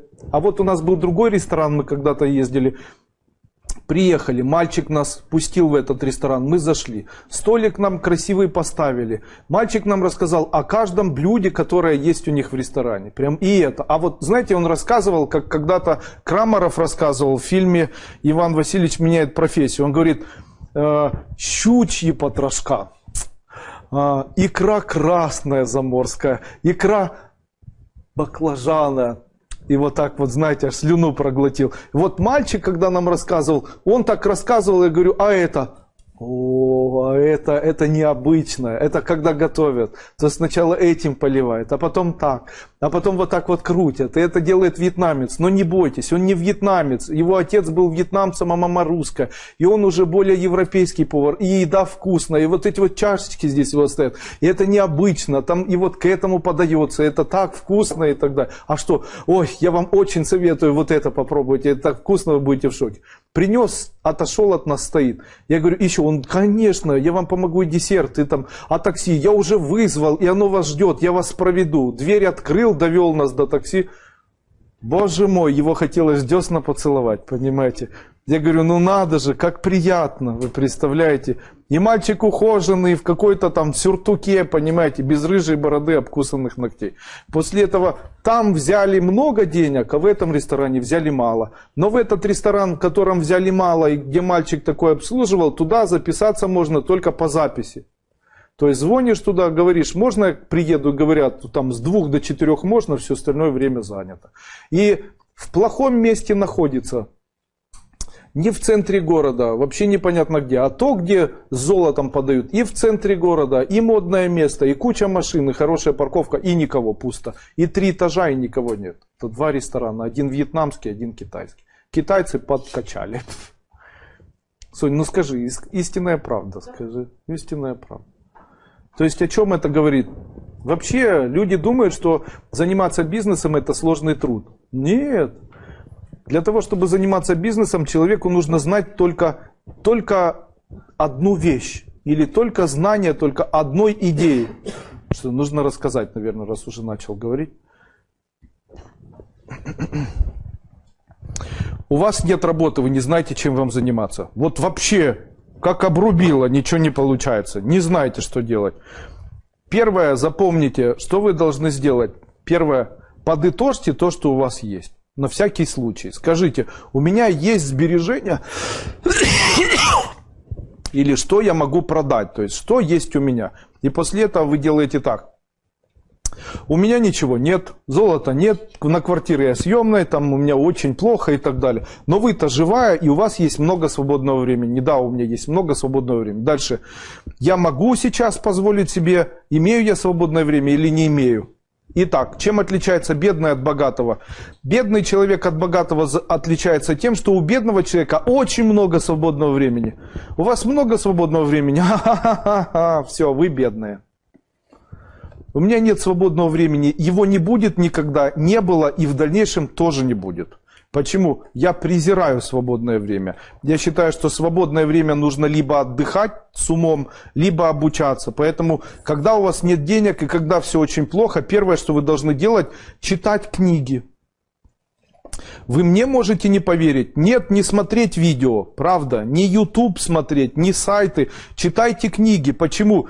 Книги и чтение книг заставляют формироваться и работать по-другому ваши синаптические связи. То есть по-другому вы начинаете тренировать свой мозг. Мозг. Он у вас начинает правильно функционировать. Мозг нетренированный не создает идей. Мозг тренированный создает идеи. Тогда, когда он у вас последний раз тренировался? Какие это должны быть книжки? Берете, заходите на какой-нибудь сайт, там, Кубру, можно в потоке.ком. Там есть книги Берете, скачиваете эти книги, какие? Вообще все подряд, кроме художественных. Любые вообще. Вот какие найдете, те и скачивайте. Даже выращивание грибов, маркетинг на пианино или там как стать мультимиллионером. Любые, по психологии, личностному росту, становлению, НЛП, программированию, там чему угодно. Берете и скачиваете эти книжки. Хочу вам сказать, вам их не нужно прочитывать полностью. Просто листаете книгу, читаете ее, если заинтересовало, дочитывайте, если нет, откладывайте, вторую открывайте. А еще лучше, если есть свободное время, открывайте одновременно 5 штук. И тренируете свои мозги. Читаете одну, переключаетесь на другую, читаете другую, переключаетесь на третью и так далее. Конечно, сам себя не похвалишь, никто не похвалит. Но вот здесь находится моя любимая жена, она может сказать, что я постоянно что-то читаю. Соня. У нас 100 лет, 60% забит книгами, потому что даже это время Андрей Андреевич тратит на то, чтобы прочитать книжку. Да? Да. Причем книгами хорошими. Где бы я ни находился, если это свободное время, когда я даже если отдыхаю, мне кино не нравится, то у меня прямо возле этого кресла, на котором я люблю сидеть, с правой стороны находится полочка, которая забита книгами. И там, знаете, на любой вкус, то есть любую бери, там медицина, там маркетинг, пиар-компании, MLM, там, ну что хотите, знаете, то есть эти книги постоянно есть. Некоторые любимые, многие из них я прочитал, что-то новое постоянно обновляется. Без разницы. Даже здесь, видите, вот лежит с правой стороны современная фитотерапия. То есть, когда у меня появляется свободное время, я тянусь, беру и читаю. Представляете, почему? Я не позволяю своему сознанию не бодрствовать. Люди у меня спрашивают: Андрей Андреевич, вы как энциклопедия, все знаете, обо всем помните и так далее. Ну, слушайте, я за свою жизнь прочитал огромное количество информации. Можно сказать: вы что думаете, Коломойский, он там бла-бла-бла-бла-бла. Друзья мои, не путайте Божье с праведным. Почему не путайте Божье с праведным? Вам для того, чтобы быть Коломойским, Боголюбовым или еще кем-либо, вам нужно сначала 90-е годы. В этих 90-х годах вы должны начать возить из Москвы вещи, потом это все продавать куда-то, на эти деньги торговать нефтью, газом и железом и так далее, и так далее. Поверьте мне, сейчас такой возможности уже нет. Тогда просто ребята, которые ничего не боялись, объединились в группировку и занимались своим бизнесом. Сейчас этого не повторится.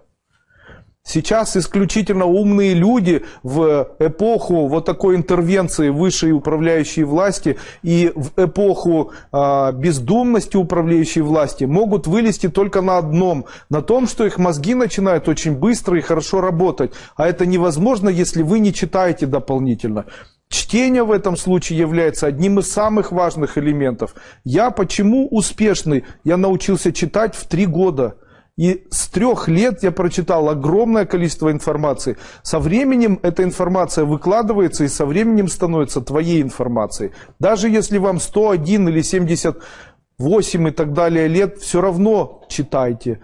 Первое, что нужно делать, обучаться. Или по-другому это называется читать. Второе. Один из самых главных условий для бизнесмена заключается в его коммуникации. Если у вас нет знакомых, ваш бизнес получаться не будет. Скажите, вы с легкостью знакомитесь или нет? Если вы с легкостью знакомитесь, то где эти люди, которые должны быть вашими друзьями? Почему они не с вами? Почему они не узнают вас? Почему они ничего не хотят для вас сделать? Кто они? Если вы не коммуникабельный человек, то тогда вам бесполезно вообще заниматься. Вот знаете, есть хорошая песня Аллы Пугачевой: «Не имей 100 рублей, а имей 100 друзей». Та-та-та-та-там. Тогда она говорила правду или нет? Конечно. Я считаю, что коммуникабельность, начало коммуникации – это особенность человеческого существа. Доказательство. Смотрите, кошечки рождаются с рефлексом хватать маму за сиську. Я извиняюсь. Собачки рождаются с рефлексом хватать лапками там, или зубками маму там, за кожу. Дети рождаются с рефлексами, отсутствующими в руках. То есть, если мама где-то находится, они ее не хватают руками, ни ногами, ничем. Но скажите, какой элемент есть у ребенка? Он только рождается, на 2-й день улыбается. Вы представляете, это самый ключевой и самый яркий элемент коммуникации, который и делает людей не животными. Люди – это животные. До того момента, пока человек не начинает улыбаться. Улыбающийся человек – это Homo sapiens. Скажите, как часто вы улыбаетесь на протяжении дня? Кому вы улыбаетесь на протяжении дня? Вообще, вы улыбаетесь кому-нибудь? Спросите у близких, когда они вас видят, то что они видят?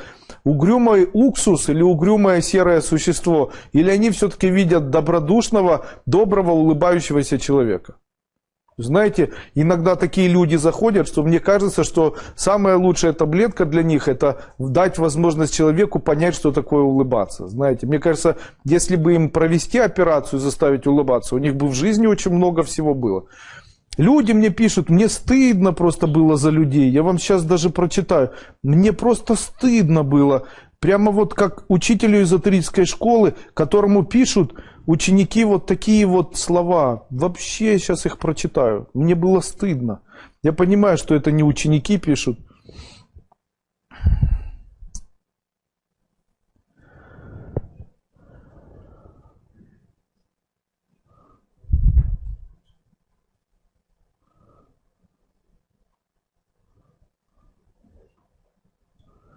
Ничего не произошло, все как и прежде.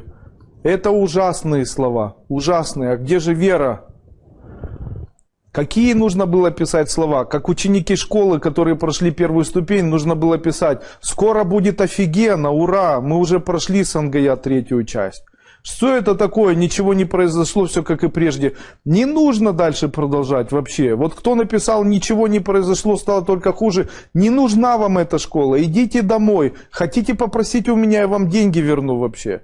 Что это такое вообще? Это позор какой-то. Это для учителей эзотерической школы опозориться прям. Я с вами опозорился. Вот с теми людьми, кто это написал. Просто это позор какой-то. Там очень плохо, ничего не произошло, вообще все начало рушиться, там живот заболел, глаза вылезли и так далее. Зачем тебе эта учеба вообще? Зачем тебе эти СНГЯ? Сиди себе тихонечко, как и раньше, получаешь стипендию, там, пенсию и так далее. Не надо тебе эзотерика, не твое это. Завязывай с этим. В церковь ходи, если нужна эзотерика. Крести яички эти на Пасху, пасочку печите. И там занимайтесь этим. Эзотерика – это сила могучих людей. А магия их, и магических людей. А магия их заключается в искренней вере. Вы представляете, где слово «скоро» является то же самое, что Бог поможет. Поможет ли Бог? Ну, давайте я об этом скажу.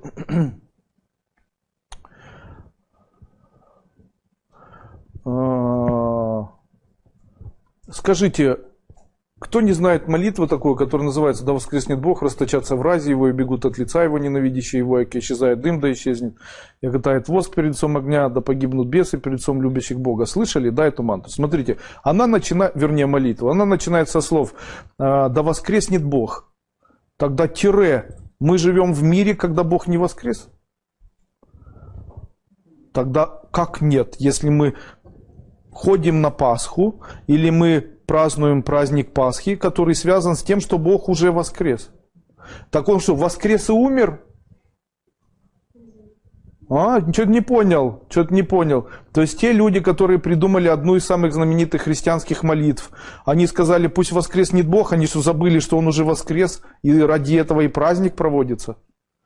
Тогда зачем еще раз говорить, пусть второй раз воскреснет или что? Да воскреснет, он уже воскрес. Там все нормально. Ага, понятно, он воскрес и умер, и ему для того, чтобы снова воскреснуть, нужно, чтобы он снова воскрес. Тогда кому молятся, получается? Не воскресному? Тогда если человек умер, то тогда он уже не является Богом.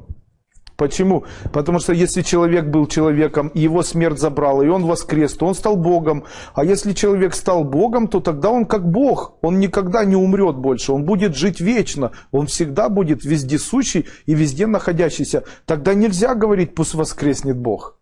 Нельзя говорить. Почему? Он уже один раз воскрес, и поэтому он Бог. А Бог – это вечное существо. Кто с этим не согласен? Тогда что за молитва? Не введи меня во искушение. и забудь, или там, прости грехи наши. А скажите, разве Бог может ввести человека во искушение? Ведь искусителям или слово искушение, оно свойственно исключительно только искушение, это что-то плохое. Разве Бог может ввести человека во искушение? Такого же не может быть. Бог, наоборот, спасает человека. Поэтому что это за слова в молитве? «Не введи меня во искушение». Разве Бог мог бы когда-нибудь кого-нибудь ввести во искушение? Было бы правильнее, наверное, «защити меня». Защити, потому что Бог защитник, по идее, должен быть, но точно не искуситель. То есть это Бог искушает человека для того, чтобы он ушел от жены и начал шляться в гречке? Или Бог искушает человека, чтобы он убил кого-нибудь? Или как? Как-то непонятно получается. То есть, оказывается, Бог может еще и искушать, но вы знаете, это очень-очень меняет вообще мировоззрение или подходу вообще. А что ж такое с позиции все-таки, с позиции эзотерики, что ж такое все-таки высокая духовность? Высокая духовность человека с позиции эзотерики – это возможность наработать качество человека, которое называется исключительная доброта. Почему дома тираны? Для того, чтобы воспитать в вас состояние доброты.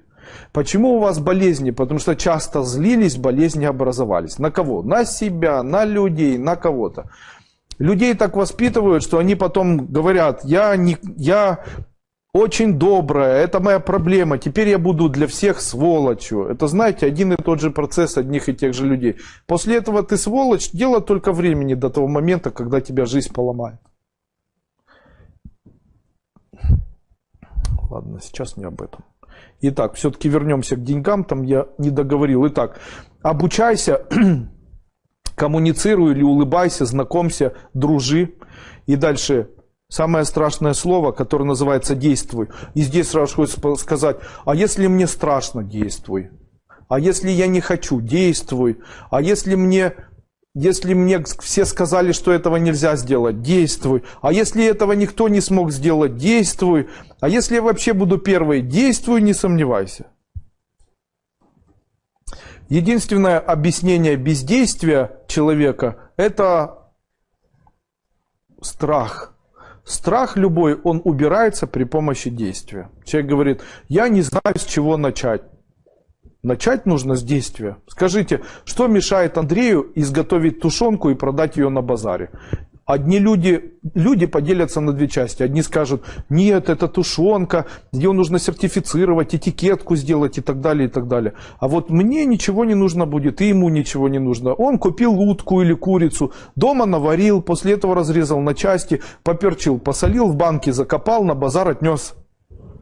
Скажите, много городов в Украине? Много. Там везде есть базары, везде. Тогда кого нужно найти? Нужно уже большой котел купить, нарубать этих курей, сварить это в котле, нанять технолога. Но это же все начинается с одной банки. Банку взял, закатал, этикетку прицепил, на базар отнес. Будет ли тушенка продаваться домашняя?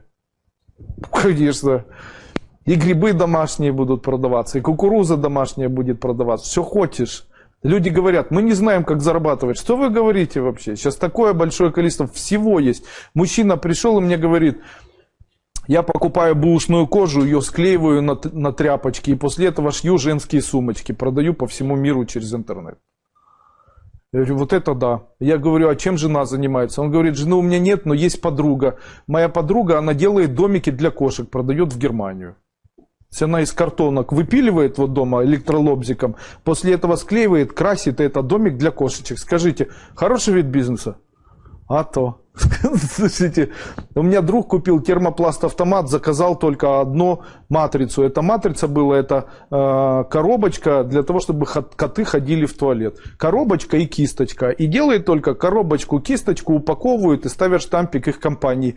Наняли распространителей, и теперь их коробочки, их вот эти венички и все остальное продается везде на территории Украины. Скажите, доходный бизнес? Доходный бизнес. Почему? Котов много, они всегда хотят свой новый персональный лоток. Кто-то заводит, кто-то выбрасывает, постоянно это все продается. А скажите, кошачьи консервы, можно ли их делать? Конечно, можно. У меня есть знакомый, он сделал консерву, перемолол мясо, сварил точно так же, как обыкновенное как обыкновенная тушенка, после этого сложил только с перемолотым мясом. После этого прицепил бумажку кошачьей консервы, открывает человек кошачьи консервы, там обыкновенная куриная тушенка, ее высыпает по стоимости очень высокой. Почему? Там 100 граммов, он говорит, зачем мне продавать для людей, если для кошек это дороже? Так кошке легче, как детское питание, в стеклянной баночке и там тушеночка. Говорит, купили, там он красивую фотографию, говорит, сначала у жены продавали, а теперь выложили еще в магазины, которые рядом. Я говорю, а как решили вопрос с сертификатами? Никак, купили в какой-то компании питания, попросили, чтобы дали сертификат этой компании. И говорит, под маркой этой компании продаем. Я говорю, ну молодцы, деньги заработаете, сделайте сертификат. Сильно сложно. Боже мой, люди, это так несложно оказывается. Есть помещение, у вас есть деньги, посадили парикмахеров, наняли парикмахеров, посадили парикмахеров, посадили своего администратора, заставили администратора, чтобы парикмахеры подстригали. После этого спустя месяц пришли, забрали деньги. Конец. Вы что-нибудь делать должны? Ставить задачи, чтобы администратор хорошо к людям относился, чтобы парикмахеры вовремя приходили. Конец вообще. Чем... Я не могу понять, откуда это взялось. Почему люди считают, что зарабатывать это тяжело. Что это за программы такие вообще? Ах, сердце болит. Уважаемый Андрей Андреевич, если можно, ответьте, пожалуйста. Зачем сразу придумывать, я буду заниматься, я не умею заниматься вот таким маленьким, но я хочу заниматься глобальным. Давай, занимайся. Купи мопед, разбери на запчасти, продай это через интернет. Все, у тебя будет мопед, запчасти через интернет. Кстати, у нас есть парень, который в интернете продает запчасти мопедов, а сейчас продает торпеды какие-то и так далее. Я специально подписан на его группу, он заспамил. Потому что то торпеды, то дуйки какие-то продает, то еще что-то, то еще что-то. Я там Хонды и еще что-то. С другим разговариваю, ну что, ты занимаешься чем? Да, я хочу открыть огромную базу, там на базе мы поставить много людей, туда поставим много товара. У тебя что, много денег? А у меня нет денег. Ну так зачем эта шизофрения тогда? Тогда тебе нужен велосипед. Покупаешь велосипед бэушный, после этого разбираешь, цепь отдельно продаешь, колеса отдельно, там, эти какие-то вещи еще отдельно. Ну а что велосипед? А ты начни с мопеда и велосипеда, а потом будет и база и так далее. Вы представляете? У меня есть знакомая, она живет ученица школы, она живет в Вологодской области. В деревне у них живет 15 тысяч человек. Она говорит, у нас люди, кроме как самогонку, ничего не покупают вообще. То есть самогонка, и после этого там дерутся, и говорит, там ходят на работу, в колхозе работают, говорит, потом лето начинается, грибы все собираем, комаров кормим, ну вот такая судьба, говорит, отлично, зато у нас шашлыки, грибы, приезжайте, Андрей Андреевич. Но так надо иногда хоть каких-то денег, Андрей Андреевич, потому что хату нужно доделать, там дети хотят тоже учиться где-то, у нас вечно не хватает денег. Говорит, это грибы какие-то сырые там напродаем. Я ей говорю, послушай, зачем грибы сырые продавать? Берешь грибы, режешь их на стике на машинке такой, высушиваешь в духовке, запечатываешь в кулек, и после этого в кульке продаешь как сушеные грибы. Они дороже, чем там делаешь закатанные грибы, они могут целый год храниться. Зачем сразу тебе? Но денег хочется же сразу. Я говорю, вы чокнутые. Вы же можете чуть-чуть вложить труда и заработать потом на протяжении года сумасшедшие деньги. Сумасшедшие просто. Ведь вся особенность в том, что и время может помогать человеку зарабатывать деньги. Я ей говорю, она говорит, я склонна к травам, я собираю рябину черноплодную. Я говорю, а что она делает, эта рябина? Как вы ее потом используете? Она у нас сгнивает потом, и мы ее выкидываем. Ха-ха-ха. Я ей говорю, берете полбутылки самогонки, насыпаете еще полбутылки сахара, все остальное заталкиваете черноплодную рябину. Закрываете крышкой, ставите в темное место на 10 суток. Через 10 суток выливаете, и получается самая настоящая рябиновая настойка с очень вкусным вкусом, сладенькая наливочка. Упаковываете в красивую бутылочку, отвозите на рынок или местным людям, предлагаете. Конец. Ни лицензии никакие не нужны, ничего. Что самогонка из-под полы, что рябиновая настойка. Будет какой-то праздник, придут к вам. Год прошел, с женщиной этой общаюсь, она приезжала на морской курс, и говорю, как дела? Она говорит, Андрей Андреевич, спасибо. Я и мятные настойки делаю, и рябиновые, и малиновые, и на листьях, и от давления. И говорит, там что только не делаю. Из шишек, и из хмеля, и говорит, там из чего. Спасибо за рецепт. Ну, что мешает? А лицензия? Да никто не... У нас такая глушь, какая лицензия вообще? Какая лицензия? Еще на грибы, собирать грибы кому-то лицензия. Я для себя самогонку нагнал, я для себя эту сделал штуку. Если кто-то пришел и я ему подарил, то что? Меня за это нужно осуждать или судить? Я же вагонами не продаю пока.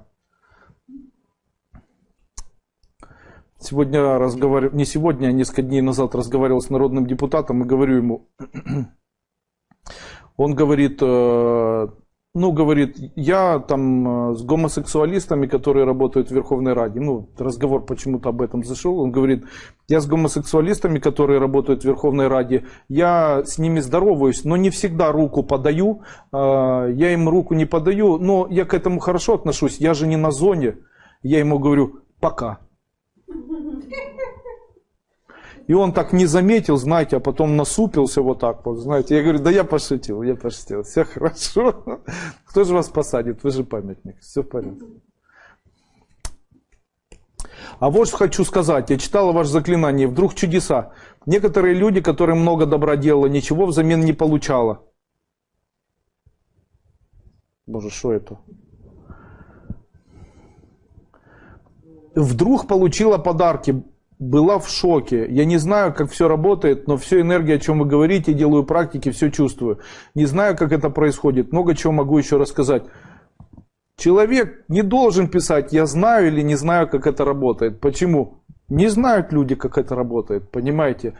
В делах Бога, в делах помощи, в делах веры человек не должен знать. Это его маленькая человеческая миссия. Не знать. Но незнание...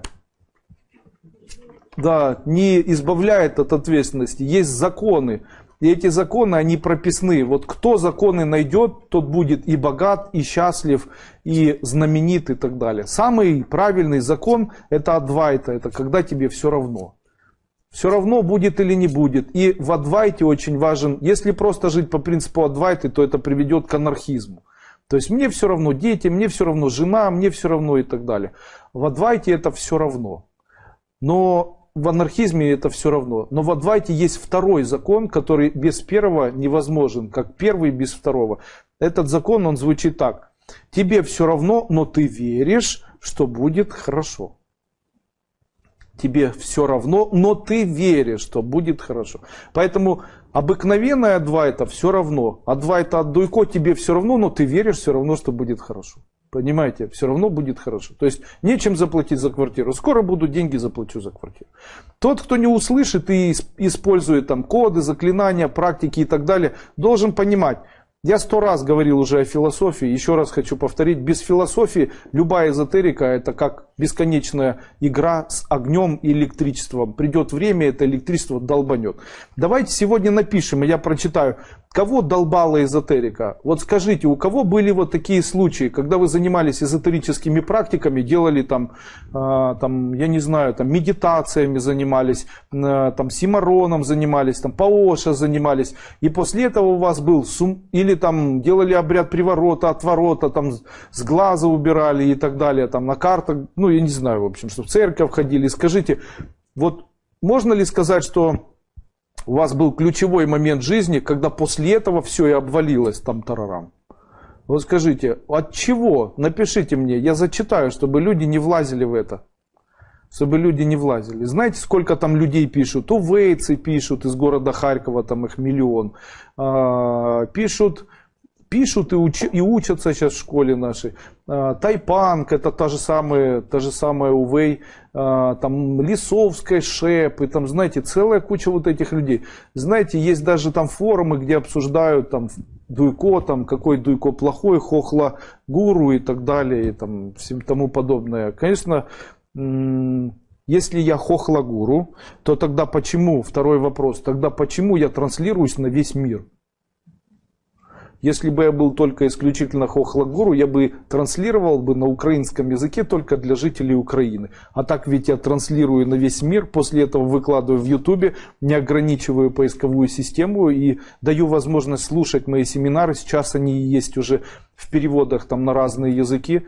Там есть уже друзья, которые пишут, там из Рима написал мужчина, я итальянец, но смотрю ваши семинары в переводе на итальянский язык. Огромное спасибо, много открытий, огромное спасибо. Это мне очень помогает, спасает. Наблюдаю за вашей деятельностью уже на протяжении там сколько-то лет.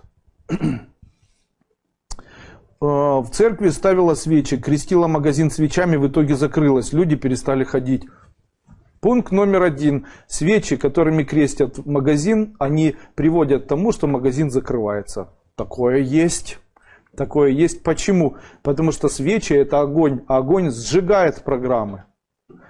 Огонь сжигает программы. Получается, самая глупая идея это привлечь деньги при помощи свечи. Это как нужно быть таким глупым человеком, чтобы при помощи свечи привлекать деньги? Ведь огонь, он сжигает. Это же то, что сжигает, согласитесь. Обмотай зеленой ниткой, положи на зеленый холст, напиши на свече там $1 миллион США, сожги эту свечу. Конец, я вас поздравляю, теперь у вас $1 миллиона США точно никогда не будет. Вы его сожгли, поздравляю. Как расстаться с человеком? Пишите на свече, с левой стороны его имя, с правой свое имя. После этого сжигайте свечу, конец, все. Как поссориться в семье очень быстро? Кушайте каждый вечер, ставьте посреди стола между собой свечку, которая будет гореть. Все будете смотреть на эту свечку, на второй день все поругаетесь. Как сделать так, чтобы в семье быстро все поругались? Если вы, женщина, живете с мужчиной, мужчина моет посуду, то каждый раз, когда он будет мыть посуду, будет обязательно скандал в семье. Вы представляете?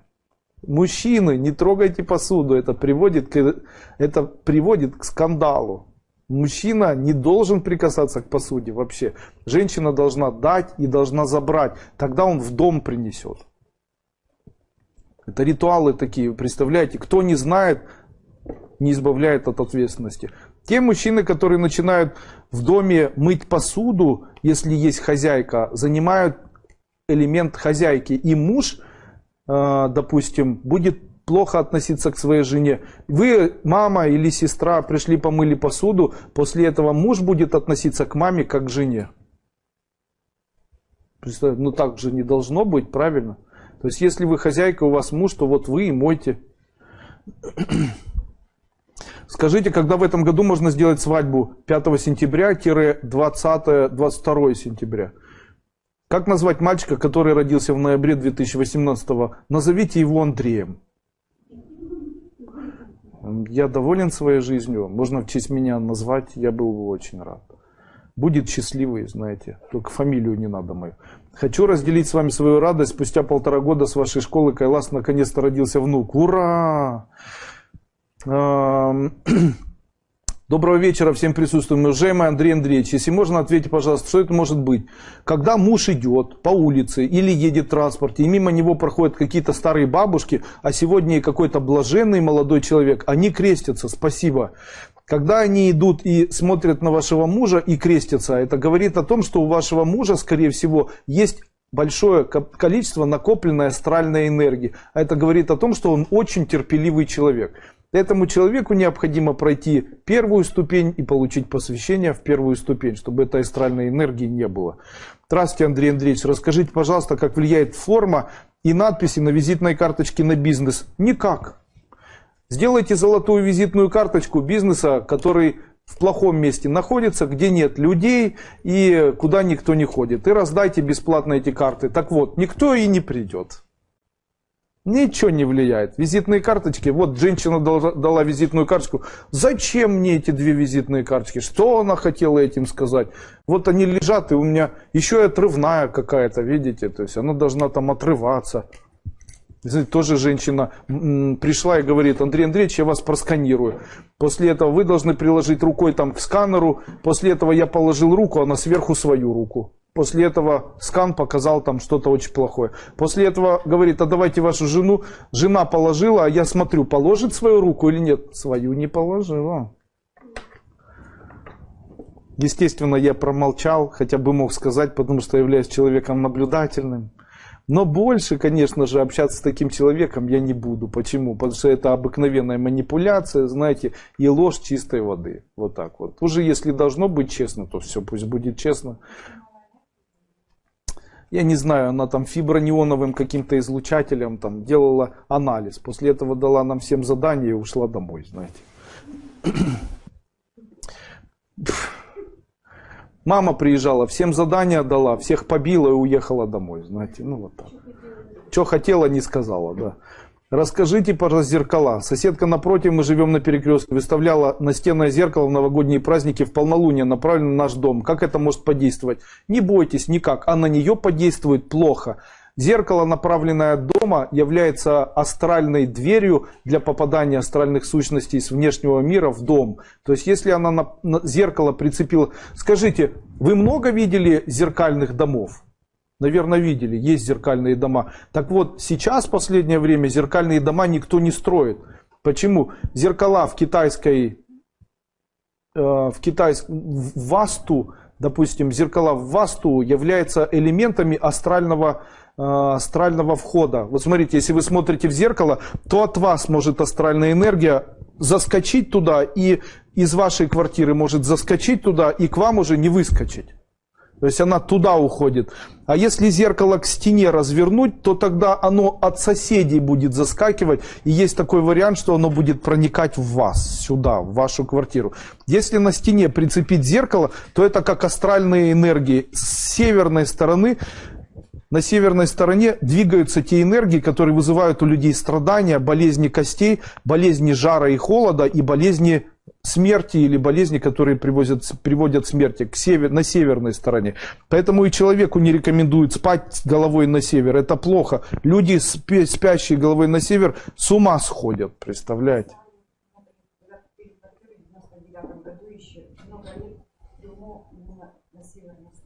Понятно. Конечно, надо это убрать. Вообще нельзя спать так, чтобы ваше отражение было в зеркале. Нельзя спать, чтобы зеркала вообще в спальне были. Старайтесь сделать так, чтобы спальня была без зеркал. Если и зеркала, то очень маленькие такие. Ничего нельзя. Закрыть его сверху тряпочкой. Ну, можно не черный, я же не сказал черный.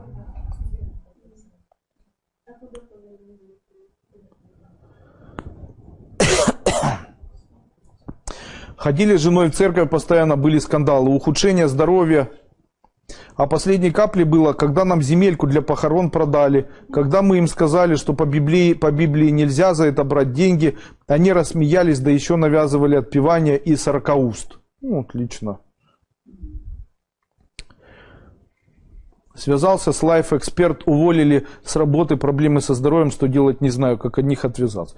Заметила в себе такое, что я стала какая-то бесчувственная. Во мне нет никакой жалости и сострадания другим людям. Мне тяжело чем-то удивить. Это плохо, как с этим справиться. Когда такое появляется, у женщины апатия и у мужчины апатия связана с тем, что не для кого жить. Нужно обязательно ребенок, чтобы был. Если есть ребенок, то всегда есть ради кого жить. Нет ребенка, заведите собаку. Нет собаки, заведите мышку. Нет мышки, заведите там какую-нибудь головокружительную любовь. Там. Но обязательно у человека есть качество. Это качество внутреннее. Оно звучит так. Его Бог прописал в середине человека. Его вытравить и уничтожить невозможно. Оно звучит так. Человек страдает, если ему не для кого жить. Или если нет о ком заботиться. Я не понимаю, как я жил и ни о ком не заботился. Я не понимаю. Это невозможно было. Очень приятно заботиться о ком-то, очень приятно думать, что у тебя есть дети, очень приятно заботиться о детях, приятно заботиться о родителях.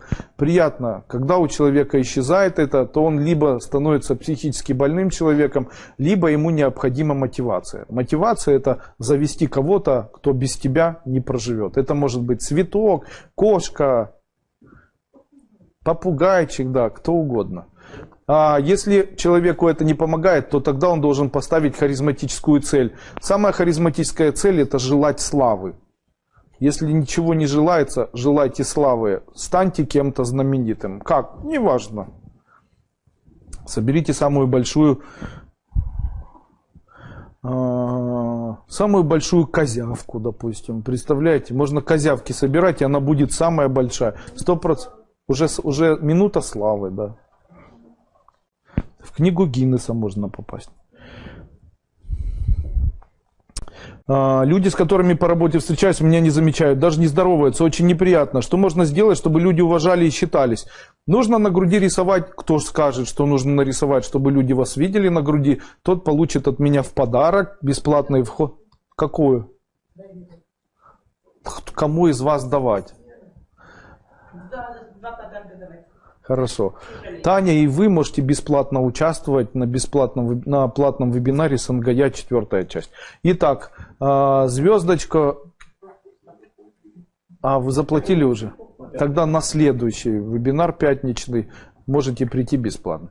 Итак, звездочку, как ее рисуют? Человек делает вдох и рисует одну звезду, один треугольник, и после этого другой, представляя его огненным на своей груди. После этого все хотят для вас что-то сделать. Это наша магия нашей школы Кайлас. А вы думали, что мы без магии живем? Хочу вам сказать, кто такие ученики школы Кайлас. Мы новые, сверхэффективные, невероятные по своей мощности маги. Тем, кто это смотрит сейчас, зависти, конечно, им. Ну что же вам сказать? Почему? И кто такие настоящие маги? Маги — это тот, кто работает меньше, а зарабатывает больше. Маги — это тот, кто не болеет, когда все вокруг болеют. Маги — это тот, кто выглядит молодо, когда очень взрослый. Маги — это те люди, которые всегда с улыбкой, у которых везде все получается. Маг не может быть бедным человеком, потому что это разрушает концепцию профессиональной магии. Маг всегда богат, маг всегда здоров, маг всегда сверхуспешен. Можно ли этому научиться? Со мной — да. Восклицательный знак. Итак, погадайте на картах. Их нету. Карты будут на морском курсе. Приезжайте на морской курс. Уважаемый учитель, подскажите, пожалуйста, а если уже прошла первую ступень, как получить посвящение? Вот здесь прямо получим посвящение. Сегодня нет, я чуть не готов. Доброго вечера. Полный переворот в семье. Пришлось уехать из собственных домов. Дети не могут обрести семьи. Все полный переворот. Пришла в школу, скоро будет хорошо. Практики, мантры, семинары, целительство. Верю, верю. Еду скоро в ЛНР, возвращаюсь. Когда человеку очень плохо, и у него нет сил, знайте, помочь может место, где вы родились. Едьте и там находитесь какое-то время. Когда почувствуете снова новые силы, едьте, это вас напитает новая энергия вашего вот этого рождения. Но корни, они действительно существуют. Если вы устали, вы, допустим, из Липецка приехали в Москву, и после этого в Москве уже не можете, у вас со здоровьем плохо, и то плохо, и то плохо, едьте обратно в Липецк, там в область, где-нибудь поживите 2-3 месяца, потом возвращайтесь в Москву, почувствуйте, как вы себя хорошо чувствуете. Или же для всех на морской курс. Мы прошли первую ступень, а посвящение только я. Когда ему можно будет пройти посвящение? Недавно заказали звуки для материального благополучия. Слушаем. Я люблю печь торты, принесла на работу, и тут посыпались заказы. Это после 2 дней прослушивания. Можем мне заняться этим бизнесом? У нас есть Алена, девушка, которая вечно стонала, что у нее нет работы. Нету работы. Ну что ж такое нету работы? Что такое нету работы? И мама ее, что Алена не работает вечно, сидит у меня на шее. Эти дети ее, этот муж ее не работает, вечно на моей шее сидят, все на моей шее. И на меня работать не хотят, и дом не хотят, и не... Вот задолбал. Торты начала делать. Зачем эти торты нам нужны?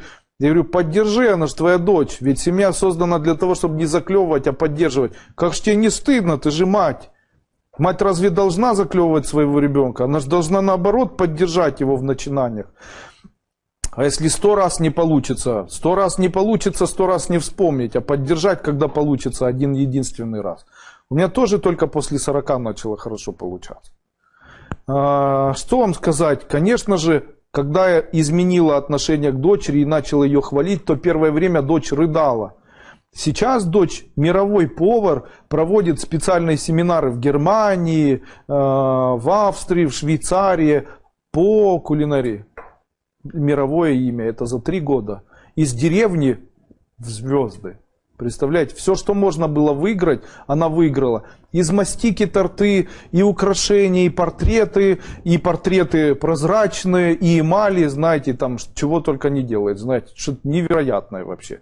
И так это красиво все делается, и какие-то приспособления придумала, и делает и розы, и там, ну, что угодно вообще можно придумать. И делает это еще и при помощи специального оборудования, которое сама придумала, сделала школу, начала продавать. Теперь маме уже не нужно ни зарабатывать, ничего. Теперь все сидят на дочери шеи, и все очень хорошо. Подскажите хорошую книгу по хиромантии. Понятия не имею. Андрей Андреевич, в семье 3 дочери, ни одна не замужем, и детей нет. Чем может быть причина? Все умницы и красавицы. Пусть все завтра придут ко мне на Сангая. Я обещаю, что после этого Сангая все повыходят замуж. Прям обещаю. Просто обещаю, что тот, кто не выйдет замуж за 1 год, верну $10. Зеркало можно заряжать солнцем? Говорят, для здоровья хорошо. Нельзя.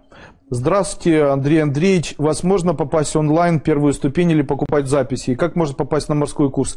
Как попасть на морской курс, сейчас напишет Александр Клименко. А как проходить первую ступень онлайн? Да.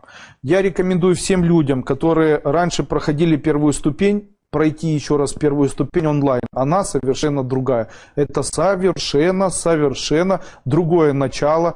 Почему? Я решил все системы, которые были до этого отработаны или разработаны в моей школе, убрать. Данную школу сейчас вы будете видеть совершенно в другом концептуале.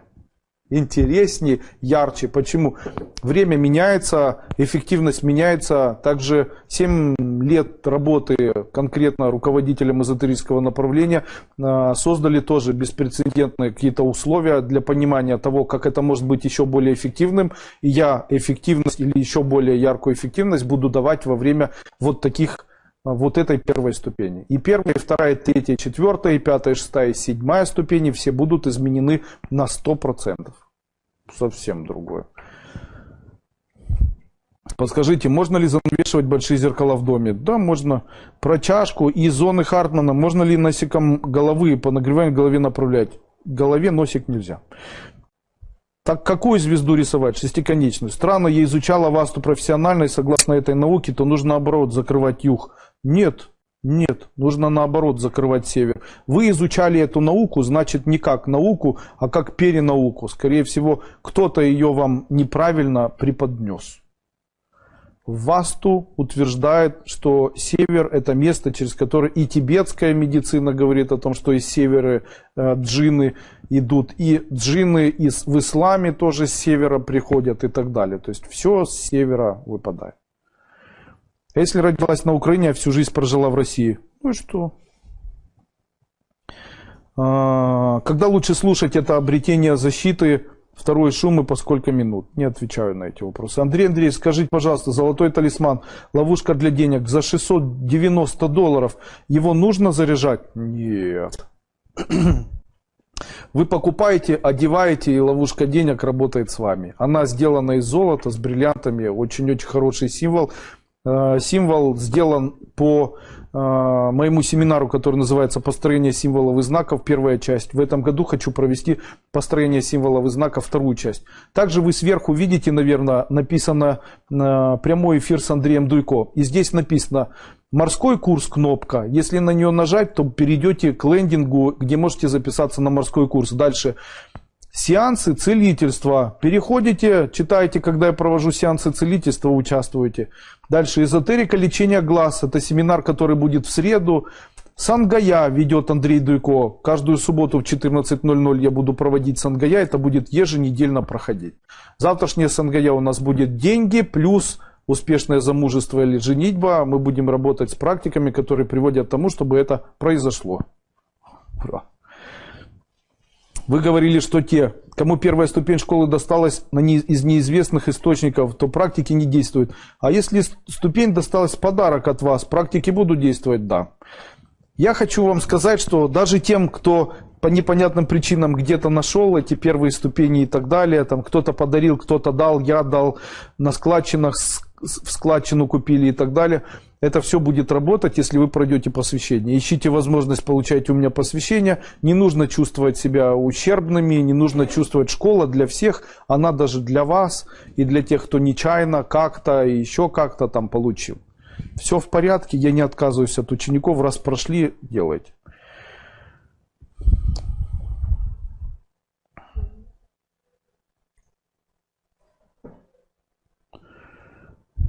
Объясните, пожалуйста, про чашку и зоны Хартмана. Можно ли носиком от головы и по направлению к голове направлять? У меня окно выходит на юг, и головой сплю на юг. Раньше спал головой на север, с ума вроде не сошел. Но чашки было от ног, спал хорошо, рано ложился, рано... Сейчас сплю неважно. Сейчас вы спите неважно, потому что весна на улице.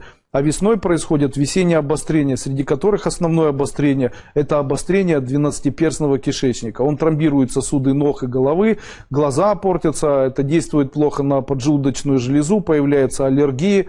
Аллергии приводят к тому, что появляются пневмонии, простудные заболевания, тромботизация приводит к тому, что поясница болит, лимфоузлы увеличиваются, щитовидная железа работать начинает плохо, надпочечники работают плохо, кортизон выделяется или не выделяется, появляется АТ-КГ очень высокое, появляются заболевания нервные, появляются панические атаки, депрессивные эпизоды, которые в свою очередь приводят к тому, что по ночам бессонница, что в свою очередь приводит к тому, что у человека появляется тромботизация сосудов вторичная, а также обессивные состояния, а также происходят еще абсансы судорожного проявления. У человека появляются судороги в дальнейшем, варикозное расширение вен, болят ноги в ступнях, появляются артриты, снижается иммунитет. Это все на фоне того, что весной обострение двенадцатиперстного кишечника, товарищи. Вот так. Ничего с этим сделать нельзя. Поэтому болит — лечить.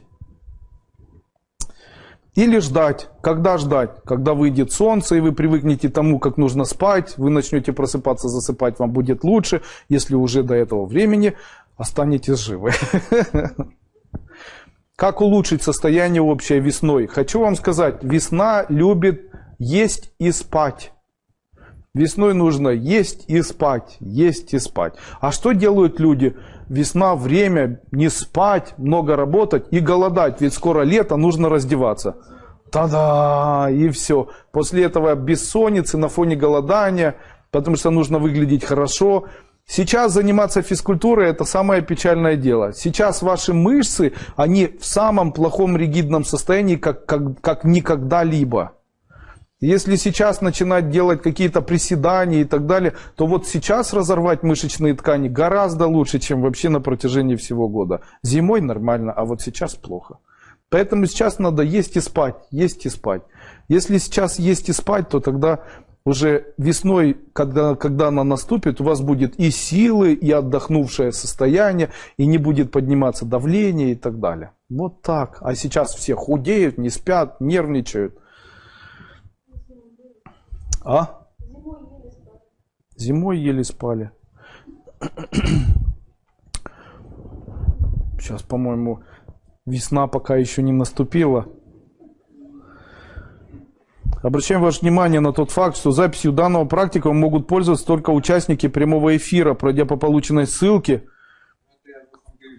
Понятно. Посоветуйте, Андрей Андреевич, пройдя 4 ступени, лучше начать первую, вторую ступень новую или закончить 2, седьмую, то, что уже есть. Заканчивайте ту, которую вы проходили. То есть заканчивайте 5, 6, 7 старую и можете перейти на первую обновленную. Как правильно делать тройное очищение организма? Отлично. Итак, добрый вечер. Какие есть способы оплаты СНГЯ? Можно ли оплатить завтра, приобрести оплатить завтра до начала эфира? Друзья мои, ну что это такое? Вот здесь есть внизу кнопка, называется «Связаться». Там же была у нас кнопка где-то. Сейчас закончится вебинар, нажмите на одну из кнопок, там расписание школы, эзотерика, СНГЯ, кнопка вот сверху, там с какой-то стороны. И что читать не умеешь? Написано «Сеансы целительства жми». Я вам все время говорю, господа, нажмите, жми на эту кнопку. Жми на эту кнопку. А то сеансов целительства. Что сеансов целительства? Надо было жми на сеансов целительства нама.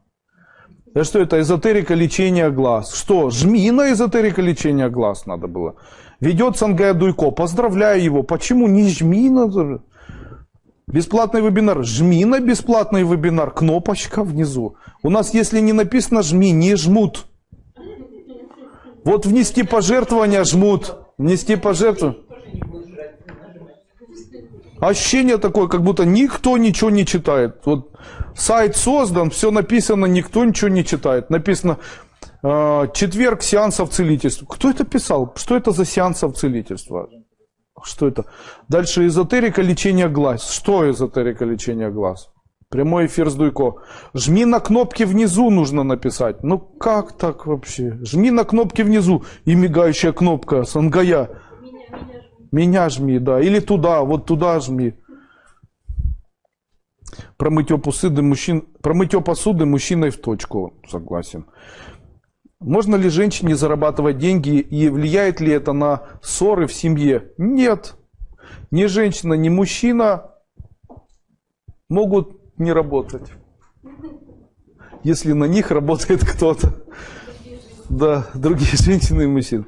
Я могу сказать, что если женщина или мужчина работает, то каждый делает такую же работу, но делает ее в другом виде. Я хочу еще раз сказать. Смотрите, мужчина носит уголь. После этого он должен восстанавливаться. Он ложится ночью, с ним спит рядом мужчина. Фу ты, ужас какой. Женщина, его жена. Так вот, но ужас какой. Ляжко спит, да? Итак, занесло. Сейчас я выдохну. Итак, спит женщина, я помню. Итак, спит женщина, и в этот момент мужчина из этой женщины достает эту энергию и пользуется ей. Таким образом, она отдает эту энергию. Поэтому тот мужчина, который тяжело работает, его жена утром встает, и ей тяжело. Почему? Потому что она донор. Понятно? Если и мужчина, и женщина работает, и им тяжело, то дети могут являться донорами. Даже бабушка, которая там лежит и болеет, она может быть донором для этой энергии. Представляете? То есть это все в одной семье таким образом и происходит. Поэтому один работает, из другого подсасывает. Понимаете? И так было, так есть, и так всегда будет проходить. Неважно. Совершенно неважно. Совершенно неважно, закрытое помещение у вас, оно фактически окольцовано у вас стенами. То есть у вас помещение, оно закольцовано. Это закрытая энергетическая система. Хоть вы живете вместе, не живете. Вот если я сюда поселю бомжа, и он будет спать каждый день вот на этом месте, то это очень ухудшит либо мое финансовое состояние, либо заметно улучшит его финансовое состояние. Поэтому не зря Петр Алексеевич Порошенко возле забора в Вашингтон стоял и проводил видео там встречу. Молодец, потому что он улучшит свое материальное благополучие. Видите, какой молодец. Никто его денег не считал. Сейчас только по четвергам, субботам и средам на сеансы целительства и спать. Правильно. Подскажите, купила камень ламбрадор розовый. Как им пользоваться? Ламбрадор. Оденьте его, подходите к зеркалу, говорите: ой, какой красивый камень лабрадор. Боже, лабрадор, красивый камень. Я думал, лабрадоры это собачки.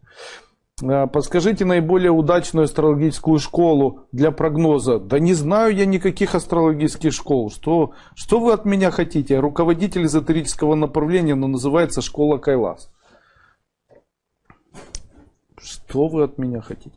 Подскажите, пожалуйста, немного о символике в исламе в виде полумесяца и звезды.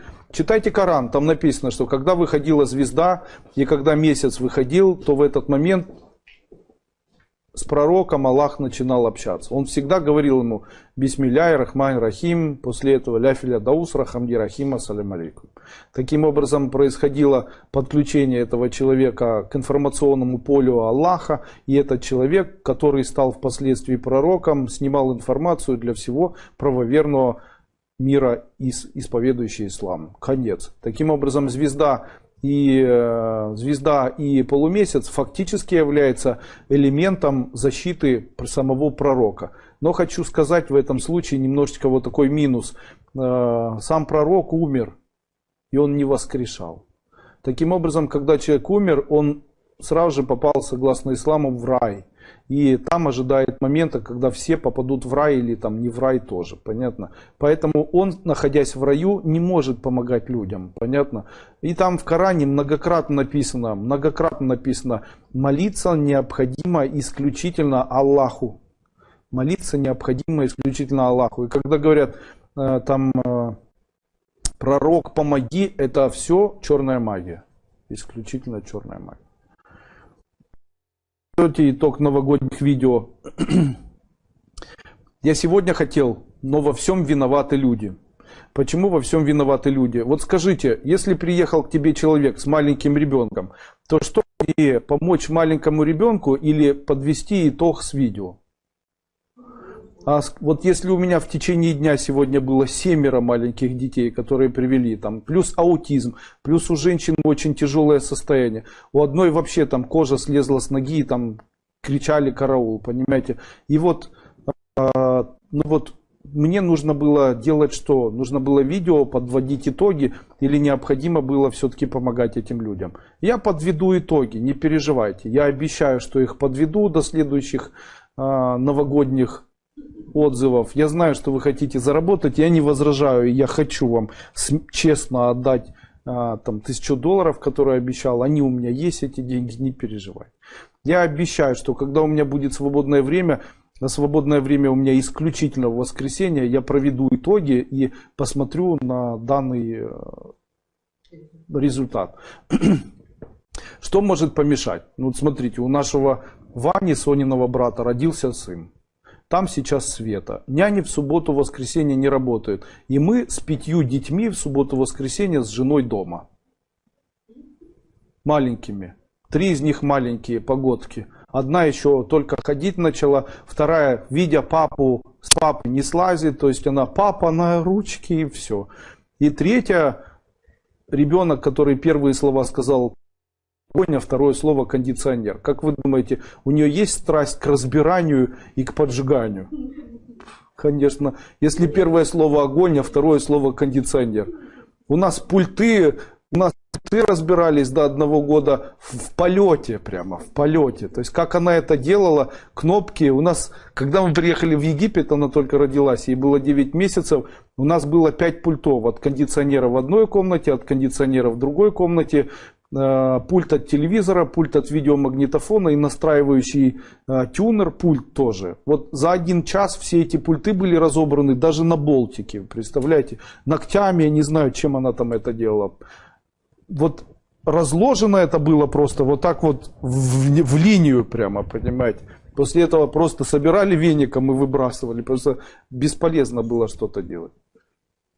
Естественно, ребенок, для которого огонь является символом жизни, она настолько непоседа, и она все время бегает, скачет, стоит, падает, ползет, переворачивается, танцует, поет, кричит, сидит, рисует. Уже не рисует, уже танцует, уже... Ну, огонь. Маша огонь, да. Нет, она вода. Внесла пожертвование учениц 2 ступени. 5 лет занимаюсь сертификацией, хочу сменить деятельность. Посмотрите, чем лучше заняться. Всем, что будет связано с бумагой. Печать, полиграфия, бумажная продукция. Все будет очень хорошо получаться. Смело можете начинать. Если сыном 18 лет, то кому мыть посуду? Женщине. Иначе будете всегда ругаться. Если вы хотите, чтобы он слышал вас, слушался и прислушивался, то вы должны обязательно сами мыть посуду. Тогда он будет вас слышать. Если сын будет мыть посуду, то вместе с этим он будет забивать на ваши все слова. Ничего, что я использую такой грубый сленг. У дочери была безнадежная поздняя первая беременность. Врачи даже роды не хотели принимать. То я всю беременность вместе с дочкой дышали коды на сохранение от вирусов, на все органы. Андрей Андреевич помог за 2000 километров сохранить малышку, когда не могли врачи сохранить. В результате наша малышка чудо родилась, как капризничает. Говорю, давай подышим печеночкой, сердечком, сразу смеется. Ей сейчас 8 месяцев, спасибо, ваша ученица. О, приятно. Андрей Андреевич, если с мужем не разведена и не живу с ним, можно делать с НГА на совершенно новое замужество? Можно. Вы планируете проводить семинар по нумерологии? По-моему, по нумерологии уже все написано. Но мне интересно было бы проводить семинар по магии. Оказывается, существуют принципиально простые методы магии, о которых можно провести еще 1000 семинаров. Допустим, помните, я говорил, там, если стоишь и бросаешь мысль на болтик. Вчера кто проходил семинары целительства? Помните, таблетку растворяли? Растворил таблетку, выпил и после этого перестало болеть. Сегодня не болит уже? Таня болит, кстати. Ну, легче. А ведь данная система, она очень сложная, просто мы ее только верхнюю часть увидели, понимаете? А ведь этому можно обучить человеку. Представляете, приезжает ко мне человек, у него тяжелейшая аллергия. говорит, я не могу аллергию лечить, мне очень плохо, себя плохо чувствую. Я вот так ставлю перед ней чашечку, говорю, сейчас вот так сделаю, а вы выпивайте. Вот пока она выпила, вот здесь вот находилась, за 1 час даже пятна не осталось. У меня есть люди, которые приезжали на морской курс с тяжелейшими припадками эпилепсии. До 20 припадков в сутки уезжали без таблеток и до сих пор припадки не появились. Скажите, это магия? Как-то же оно работает. Здесь нужно говорить просто: Андрей Андреевич, а вы можете принять и так далее. Я хочу еще раз сказать эти слова. Вы понимаете, есть отличие волшебников и сказочников. Отличие волшебников и сказочников заключается в том, что настоящий волшебник — это человек, который очень быстро добивается высокого материального благополучия, любви, а также хороших отношений. И ему для того, чтобы зарабатывать или выживать, или быть свободным, ему для этого ничего не требуется. Просто ярко выраженное желание. А вот сказочники — это те, которые очень много говорят, забирают очень много идей у человека, и в итоге ничего не происходит. То есть человек мучается из года в год, там что-то пытается делать, и потом, когда проводит инвентаризацию, оказывается, что изменений нет, улучшений нет и так далее. Ну и претензий, по идее, никому высказать невозможно. Так вот, объясните мне, зачем человеку, который хорошо зарабатывает, человеку, который очень счастлив, зачем ему дополнительно проводить. Может ли он быть конкурентоспособным, если он всех научит этому? А еще второй такой вариант. Может ли этот человек, допустим, захочет ли он делиться с кем-то, если у него все есть? Вот подумайте сами, что должно было произойти с человеком, который захотел магией делиться с другими людьми? А ведь то, что я даю, это очень шокирующие вещи. Да, очень шокирующие. Многие же сталкивались там, через таможню пройти, таможенники отворачиваются. Там деньги ниоткуда там выигрывали, знаете, там такое большое количество было всего. От онкологии избавлялись. Сахарный диабет, которым там 13-14 лет болели, полностью исчезал. Хотя сама женщина, у которой исчезла, эндокринолог, причем работает в министерстве, в министерстве здравоохранения. То есть для нее, как для человека, который искренне верит в медицину, избавиться от эндокринологического заболевания, это просто было шоком, понимаете. Начала колоть инсулин, а у нее каждый день гипосостояние, и каждый день плохо. Начала уменьшать, а потом сделала исследование, оказалось, что она ничем не болеет, ей это вообще не нужно. Вы представляете, может ли эзотерика помогать? Эффективная, да. Но есть же другая, когда волшебник помогает, то это эффективно работает. А когда сказочник, то это длится годами. Таких миллионы, знаете. Так вот, волшебник — это большое счастье, когда появляется волшебник, и когда волшебник пытается людей обучить магии. Это должно быть обязательно с чем-то связано. Это должно быть обязательно, что-то должно произойти. Увидеть такого человека несложно. Он богат. Почему богат? Ну, потому что это свобода, это безопасность, согласитесь. Ведь если человек занимается магией, то он на первое место будет ставить свою безопасность, а также ставить свою возможность быть богатым человеком. Согласитесь.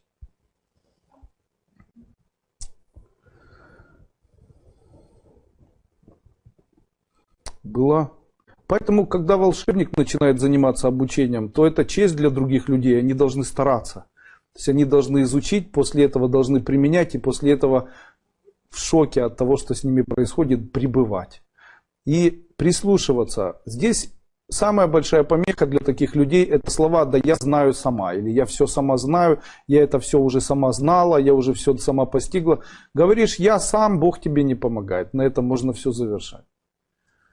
Такие люди, которые являются волшебниками, они не рождаются ежедневно. И когда они появляются, то это ключевая эпохальная система должна произойти. Почему сейчас появился я и почему я даю свои знания магические? Дело в том, что я вам говорю, пройдет время, и через 70 лет, через 50 лет, вот те идеи и вот те мои семинары, которые я даю, их будут изучать как дополнительный труд или как наследие наши потомки или мои потомки. Потому что такое большое количество абсолютно не повторяющейся, альтернативной, ни на что не похожей информации никто и никогда, никому никогда не давал. То есть это было разжеванное, кто-то у кого-то учился, у кого-то были учителя, там, у кого-то было еще что-то. Космос, какие-то фигурки, там непонятно вообще что. НЛП, высосанное у одного, забранное у другое, переделанное и так далее. А так, чтобы это было настоящей магией, когда плюнул на пальцы, прикоснулся, и ячмень исчез. Или когда таблетку волшебную выпил и выздоровел. Этого же никто не показывал никогда. То есть вот такие моменты, которые работают не на психику и не на НЛП системы, а как работают как полноценная эзотерика, вот этому, я считаю, и стоит обучиться. Я первый человек, который начал говорить об эзотерике как об отдельной науке, которая на самом деле должна быть квинтэссенцией или королем, или королевой всех остальных наук в априори. Математика разрушит этот мир. Физика разрушит. Почему я не стану Нобелевским лауреатом? Вспомните, кто придумал Нобелевскую премию. Ее придумал человек, который придумал динамит. И когда он и придумал динамит, то появились деньги. Он сказал, пусть все люди, которые сделают столько же для разрушения и уничтожения других людей, как я, получат Нобелевскую премию. Смотрите. Михаил Горбачев развалил Советский Союз, Нобелевскую премию получил. Сахаров придумал водородную бомбу, Нобелевскую премию получил. Посмотрите на те Нобелевские премии, которые получили люди, и подумайте, могут ли они эффективно разрушить социум. Понимаете, генетика и так далее. То есть все, кто больше всего разрушал, те и получают больше всех. Да.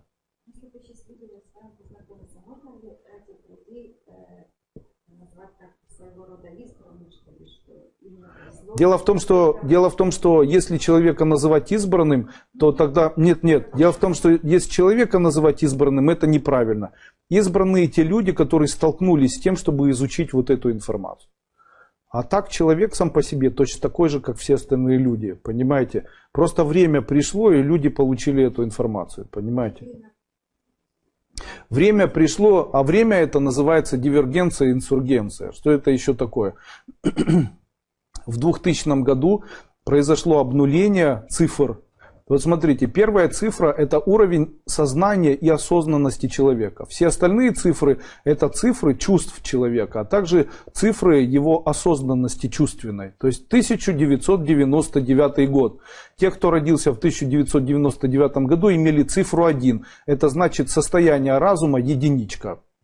Как определить, на что это повлияет? Давайте вспомним. Люди, которые жили в 565 году, они выходили на улицу и поджигали других людей. Они от этого получали удовольствие. А скажите, они были такими же умными, как люди, живущие в 1999 году?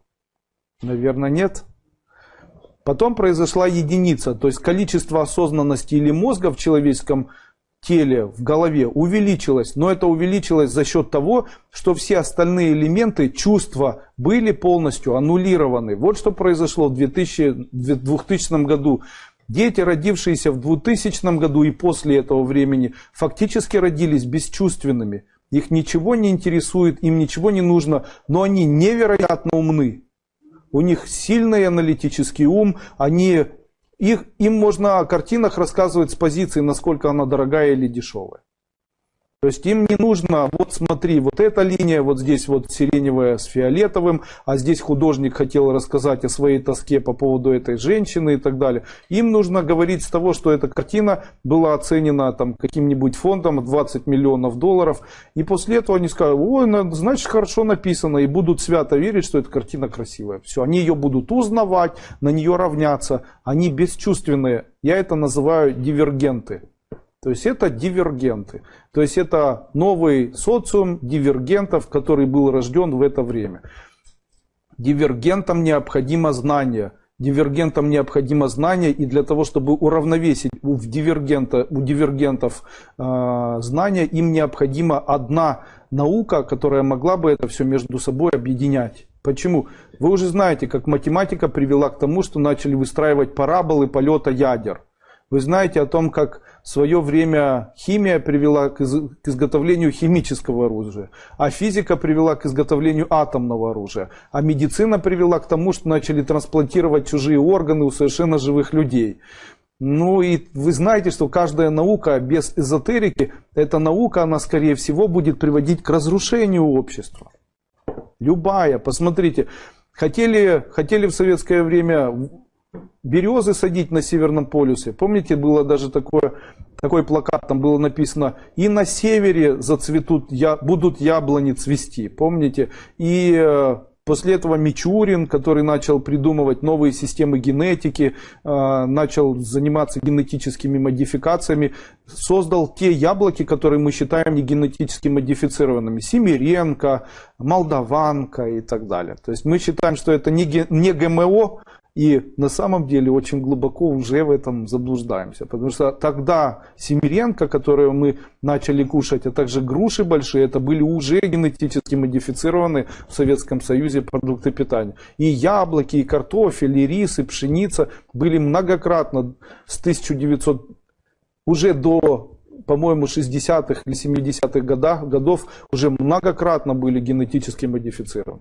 Скажите, сейчас можно сказать, что генетические модификации в дальнейшем могут привести к генетическим изменениям в существах? Да. Но если это не контролировать, то есть если на чайник не одеть крышку, то тогда вся вода выкипит. То есть если ничего не будет, никакой науки, которая могла бы с позиции здравого смысла и какой-то идеи новой духовной системы, которая объясняет вообще новое ощущение в социуме, которая объясняет новое бесчувственное восприятие мира. Если это не рассказать, или если не рассказывать и не говорить об этом, то, что будет объединять науки, то сама эта система, а ведь вы уже, наверное, заметили, они отрицают Бога. Они совершенно отрицают вообще любые духовные направления. Им не нравится быть добрыми. Они бесчувственные, эти дети. Они не хотят работать. На слово «почему не работаешь» они говорят «зачем?». Но они очень умные. То есть они запросто разбираются в ноутбуке и так далее. Они на самом деле те люди, которые могут создать беспрецедентное окончание существования цивилизации Земля. Это те люди, которые были описаны как красная линия. Каждые 129 лет эта линия появлялась. Каждые 129 лет эти линии проявляются определенным образом. Но это первая линия в 2000 году, когда появилась линия дивергентов. И все последующие жители, они уже не будут чувствовать, как мы. Для нас увидеть, как мучается ребенок, и можно заплакать. Для них нет. Для нас можно сожалеть, для них сожаление не присуще. Представляете? И мы будем думать, что они не такие. На самом деле они уже глубоко не такие. И если вы думаете, что они будут вас слушать, можете не обращать на это внимания. Почему? Они слышат только здравый смысл. А у Бога есть здравый смысл или нет? Давайте я скажу. У Бога есть здравый смысл, потому что Бог никому не относится никак. Он бесчувственен, заметили? То есть тебе плохо, тебе хорошо, ему все равно. Но можно ли сказать, что мы все равно просыпаемся, у нас волосы на месте, кожа на месте, вовремя и день, и ночь? То есть можно сказать, что это работает как часы, как математическая система. Конечно, Бог и есть математика. Таким образом, люди, перерождаясь, увеличивая сознание свое, с каждым веком или с каждым тысячелетием становятся все глобальнее, умнее и ближе к Богу. При этом становясь еще и очень добрыми. Они добрые, но они бесчувственные. Они добрые просто, потому что это у них качество такое. Но они не понимают, что им нужно пожалеть, помочь, еще что-то сделать. Они просто добрые и все. То есть мы становились в своей добродетели, мы себя обучали, воспитывали, говорили, почему это хорошо, из-за чего плохо. Они этого не понимают, им это не нужно, они просто умнее. Они уже, многие из них уже рождены с позиции адвайты, понимаете. Подскажите, после развода дети на протяжении 4 лет писаются в постель. Но они уже больше мальчики. Как помочь им перестать это делать? Благодарю, спасибо заранее. Попейте препарат нашей компании Энуритин. Дайте детям, полечите им почки, они начнут проситься. У меня внучка 2000 года, но она добрая. Всегда спрашивала маленькая, сколько денег получает, где хорошо платят. Учиться не любит, хочет быстрее работать, денег хочется. Так я же об этом и сказал. Они добрые, но они бесчувственные. Они добрые. Они невероятно добрые. Они добрые, но они, если кого-то будут убивать, не подойдут. Они добрые, но без страдающие. То есть они добры настолько, чтобы не забрать деньги, но они добры еще и, они, вернее, ну, бесчувственны. То есть, если будет кто-то идти и будет объяснение, что это бомж, потому что он не хотел учиться, не хотел работать, и ему не нужно помогать, то они пройдут мимо, никто не сострадает. Никто не будет сострадать. Их сердца, они не горячие. Они абсолютно с холодными сердцами, но они зато готовы уже зарабатывать деньги. Почему? Они сразу же просекли тему общего социума. В этом социуме управляют деньги. А ведь многие из моих знакомых и даже моих одноклассников до сих пор не понимают, что деньги управляют миром. То есть для них это до сих пор непонятно. То есть они ждут, когда там Василий Путин поможет, или ждут, когда Фредерик там... Чернобаенко или там Генрих Порошенко или еще кто-то будет помогать. То есть они ждут, когда кто-то им будет помогать, давать и так далее. Они до сих пор верят, что они кому-то нужны. Да. 2001 года билетом работа в день 300-400 гривен. Они не хотят за 400, они 480 в день зарабатывают. Каждый, все, не же кто не зарабатывает, все зарабатывают. При этом все устроены на работу 400 гривен зарабатывают. Ну, знаете, ну, это Винница, а там вообще все совсем по-другому, знаете. В Виннице могут зарабатывать и больше. Вообще, нельзя так тотально говорить о том, что там кто-то больше, кто-то меньше и так далее. Здесь я хотел сказать о дивергенции. Просто дивергенты — это те люди, которые бесчувственны, но у которых очень развито сознание. То есть они пытаются ощупывать и осознавать мир при помощи объяснения и математических элементов. То есть если это, а это равняется и дальше плохо. Если это так, а это так, равняется, это хорошо. То есть у них почувствовать там не существует. Это и называется дивергенция. Когда возникала каждая система дивергентов, то есть это было там, допустим, 999 год, 1000 год, то в это время обязательно появлялась какая-нибудь религия или какая-нибудь система, которая уравновешивала появление систем, которые бы могли хаотично и очень быстро разрушить социум. Поэтому такие люди, как я, они, естественно, начали появляться. Но мои задачи или мои идеи не дать бла-бла-бла, чувствуй, дари любовь и так далее. Моя система, она так устроена, как магия. То есть шепчешь, делаешь руками, представляешь глаза, вытаращиваешь, получаешь. Понимаете? То есть она работает как математические знания более глубокого направления, чем там представляй. Там, и так далее. Снова женщина какая-то нашлась и понаписывала у меня под постами в Ютубе, я богатая, я счастливая. Вы же понимаете, что человек 100% уже сейчас совершает ошибку. Хотелось ей написать: проходите, пожалуйста, первую ступень, с нее начинайте. Сейчас даже прочитаю. Вот они, люди, которые не понимают, что такое эзотерика. Сейчас прочитаю. Ура, я очень богатая. Будет ли она богатая, скажите? Никогда. Ура, я самая счастливая жизнь. Зачем себя обманывать? Ура, скоро у меня будет права. В центре города Атырау. Вот здесь правильно написано. Я магнит для денег и богатства. Да что вы говорите вообще? Это с какой вдруг стати? Больные зубы, плохой запах изо рта, и вы магнит для денег и богатства. Это что? Кто ж там вам их должен отдать прямо вот так? Прям магнит для денег и богатства. Прям не просто для денег, еще и для богатства. То есть я вот такая с большим животом, 53-летняя женщина с большими щеками, спавшими глазами, не спящая по ночам много лет, имеющая заболевание цистит, не имеющая там хорошего мужа. Я магнит для денег. С какой стати? Это что же должно произойти? Это что, почему они должны прилипнуть? Может, они испугаются? А что такое деньги?